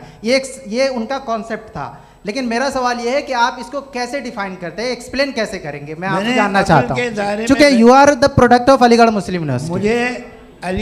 मुझे अक़ल के दायरे में रख के मैंने बहुत तलाश की, मुझे मिला नहीं। हाँ ये इधर वो चश्मा लगाएं जो, हाँ उनको दे दीजिए। जी जी फटाफट पूछिए, बस 5 मिनट है, 5 मिनट में खत्म हो रहा है। हाँ अस्सलाम वालेकुम मुफ्ती साहब, एंड मेरा सवाल जावेद अख्तर साहब से। क्या नाम है आपका? अरे भैया सब मुझे पूछ रहे हो। फैज पूछिए फैज साहब। तो मेरा सवाल ये है कि अभी जो एथियस्ट है वो problem of evil argument use कर रहे हैं अगेंस्ट मुस्लिम्स, राइट? कि इस दुनिया में इतना सारा ईविल है और अगेंस्ट मुस्लिम तो यहाँ अगेंस्ट थियस्ट। हाँ थोड़ा सा करेक्ट कर लीजिए भाई, पूरी मशक्कत ही इसी बात की थी कि किसी एक मजहब पे बात न टिके। जी, तो बेसिकली ये आर्ग्यूमेंट ऐसा है कि इस दुनिया में इतना ज़्यादा ईवल एग्जिस्ट करता है और अगर एक ऑल गुड गॉड है तो वो रोकता क्यों नहीं है? लेकिन इस सवाल में एक हिडन अजम्पशन ये है कि इस दुनिया में ईवल एग्जिस्ट करता है। अब एथियस्ट ये कैसे ऑन्टोलॉजिकली प्रूव कर सकते हैं कि इस दुनिया में ईवल एग्जिस्ट करता है? मैं आपको बताता हूँ, थोड़ा सा समझा। नहीं सर आप हम लोग इनको सुनिए। नहीं please don't do that. I want to explain ontologically. नहीं हम समझ गए सर, इनको अब जवाब देने दीजिए। अच्छा सवाल पूछ लो। मैं अभी तक क्या था वो मैं थोड़ा सा ऐड ऑन कर लेता हूँ। तुम गुरु, तो हम जब इसका राउंड 13 करेंगे ना तब तुमको स्टेज पे बिठाएंगे। जी तो हाँ जल्दी से। तो देखिए एथियज्म के हिसाब से सब कुछ रैंडमली बन गया है, सब कुछ एटम्स और मॉलिक्यूल्स है। एक पत्थर में और मुझ में सिर्फ इतना फर्क है कि हम लोग एटम्स और मॉलिक्यूल्स का अलग अलग रीअरेंजमेंट है। अब एक पत्थर को कोई इंसान तलवार से 2 टुकड़ों में काट दे या मुझे, according to atheism it is same. There is no evil and good according to atheism. जी अच्छा, फैज साहब का सवाल ये है कि हाँ कोशिश भी करते तो इससे गलत सवाल नहीं कर पाते। एक लाइफ फॉर्म है और लाइफ फॉर्म में फीलिंग्स हैं, मतलब लाइफ फॉर्म सुनता है, देखता है, टेस्ट कर सकता है, फील कर सकता है। तो उसकी जो ये जो क्वालिटी इस बबल में आ गई हैं वो जानवर में भी है, इंसान में भी है। तो जाहिर है कि उसे कोई तकलीफ पहुंचेगी, तो चूंकि उसके पास वो सेंसिटिविटी है तो मैं करेगा। पत्थर में वो सेंसिटिविटी नहीं है। तो ये क्या सवाल हुआ कि अगर पत्थर को काटा तो पत्थर को तकलीफ नहीं होती, तो आपको काटे तो आपको क्यों तकलीफ हो? बैठ जाइए। जी हाँ अगला सवाल। हाँ पूछे जी जावेद अख्तर साहब। अरे भैया सब आप लोग मुफ्ती साहब को छोड़ रहे हैं, मेरे ही पीछे पड़े हैं क्या? फिर चलो बोलो भाई। You asked how God can exist when children die in Gaza. Huh? You asked how God can exist when children die in Gaza, and you also mentioned the rise of atheism in Europe. But the same events also are leading many atheists and non-believers to turn towards faith. How do you interpret this contradiction, where suffering pushes some away from God, yet brings others closer to belief? आपको एक बात बताऊं, दुनिया perfect तो कहीं भी नहीं है, हर जगह कुछ खामियां हैं। बेटा एक मिनट आप ही को कहेंगे, देखो वो तो कुछ खामियां, कमज़ोरियां, खराबियां सब जगह है। लेकिन अगर देखोगे ईमानदारी से कि दुनिया सबसे ज़्यादा महज़ब कहाँ है, एक आम शहरी को कहाँ हुकूक हासिल हैं, वो बोल सकता है, अपनी मर्ज़ी से काम कर सकता है, अपनी मर्ज़ी से राय दे सकता है, हुकूमत के ख़िलाफ़ बोल सकता है, बरसरे इक़्तिदार लोगों के बारे में बोल सकता है, सरमायादारों के ख़िलाफ़ बोल सकता है। तो आपको ये स्कैंडिनेवियन कंट्रीज़ में मिलेगा, वेस्टर्न यूरोप में मिलेगा। मैं नहीं कह रहा वो परफेक्ट है, बिल्कुल नहीं, वहाँ बहुत ख़राबियाँ भी हैं, परफेक्ट तो कोई। लेकिन जिन जिन मुल्कों में, लैटिन अमेरिका देखो, गल्फ़ देखो, वहाँ पर आपको ये ज़रूर है कि रेप नहीं होते होंगे। रेप की ज़रूरत क्या है भाई? उसको तो ख़रीद लो, घर में रखो, सड़क पर रेप करने की क्या ज़रूरत है? मगर सुनिए, मगर हकीकत ये है कि वहाँ शख्सी आज़ादी राय देने की, बोलने की नहीं है। जी ये एक आखिरी सवाल मुफ्ती साहब से। हाँ मैम, इनको माइक दीजिए। शुक्रिया। मेरा नाम मनीषा है, मैं हरियाणा से आई हूँ। मैं मुफ्ती साहब से एक बात पूछना चाहती हूँ। आप बार बार जावेद साहब को कॉन्ट्राडिक्ट तो कर रहे हैं कि आपने ये कहा, लेकिन आप भी अजम्पशंस के बेसिस पे बात कर रहे हैं। आपने खुदा के होने का कौन सा प्रूफ पेश किया है खुदा की एग्जिस्टेंस का? अब इस सवाल को अलग रहने दीजिए, कौन एथीस्ट है कौन नहीं है। और दूसरी बात जो आपने एक छोटी सी कही थी कि ये फ्री विल का इस्तेमाल करता है इंसान अपनी, लेकिन इस फ्री विल का इस्तेमाल में मतलब खुदा ने ये दे दी सबको ये इजाज़त कि वो कितना घिनौनापन और कितने ज़्यादा ख़राब से ख़राब तरीके इस्तेमाल कर सकते हैं। जवाब सुनते जी। आप फ्री विल को मानती है ना, या अब कहती है कि फ्री विल नहीं है ना, मानती है ना? तो अब आपके पास इसका कोई एक्सप्लेनेशन नहीं है कि अगर एक इंसान उस फ्री विल का इस्तेमाल करके गलत काम कर रहा है और बच के अच्छी ज़िंदगी गुजार के निकल जा रहा है, उसका कोई रिकम्पेंस नहीं है। हमारे वर्ल्ड व्यू में जो इंसान गलत काम कर रहा है उसको भी रिकम्पेंस यानी उसका बुरा बदला मिलना है, और जो सही काम कर रहा है उसको सही बदला मिलना है। लिहाजा जो फ्री विल है वो इस तरीके से है कि एक लिमिटेड टाइम तक खुदा ने मोहलत दी है। ऐसा नहीं कि छूट दे दी, जो करना है करते रहो हमेशा। वक्त आएगा जब एग्जाम का टाइम खत्म होगा तब रिजल्ट आएगा, दौराने एग्जाम जबरदस्ती आपको नहीं बताया जाएगा। अरे भाई एक सेकंड, जी एक सवाल मुफ्ती साहब से मेरा, मुफ्ती साहब से एक सवाल, रुक जाइए, आपसे फोन, आप इसके बाद आपसे यही रहेंगे वो। हाँ बोलिए। मैं मुफ्ती साहब एक ही सवाल करता हूँ कि अगर जो हो रहा है फ्री विल से हो रहा है और एक दिन बरोज़ क़यामत इंसाफ होगा मैशर में वगैरह वगैरह, तो दुआ क्यों मांगते हैं लोग? दुआ मांगते हैं इसके मतलब है अभी भी उसने ये डिपार्टमेंट रखा है कि मैं रोज़मर्रा की ज़िंदगी में बिल्कुल बिल्कुल ही कैन।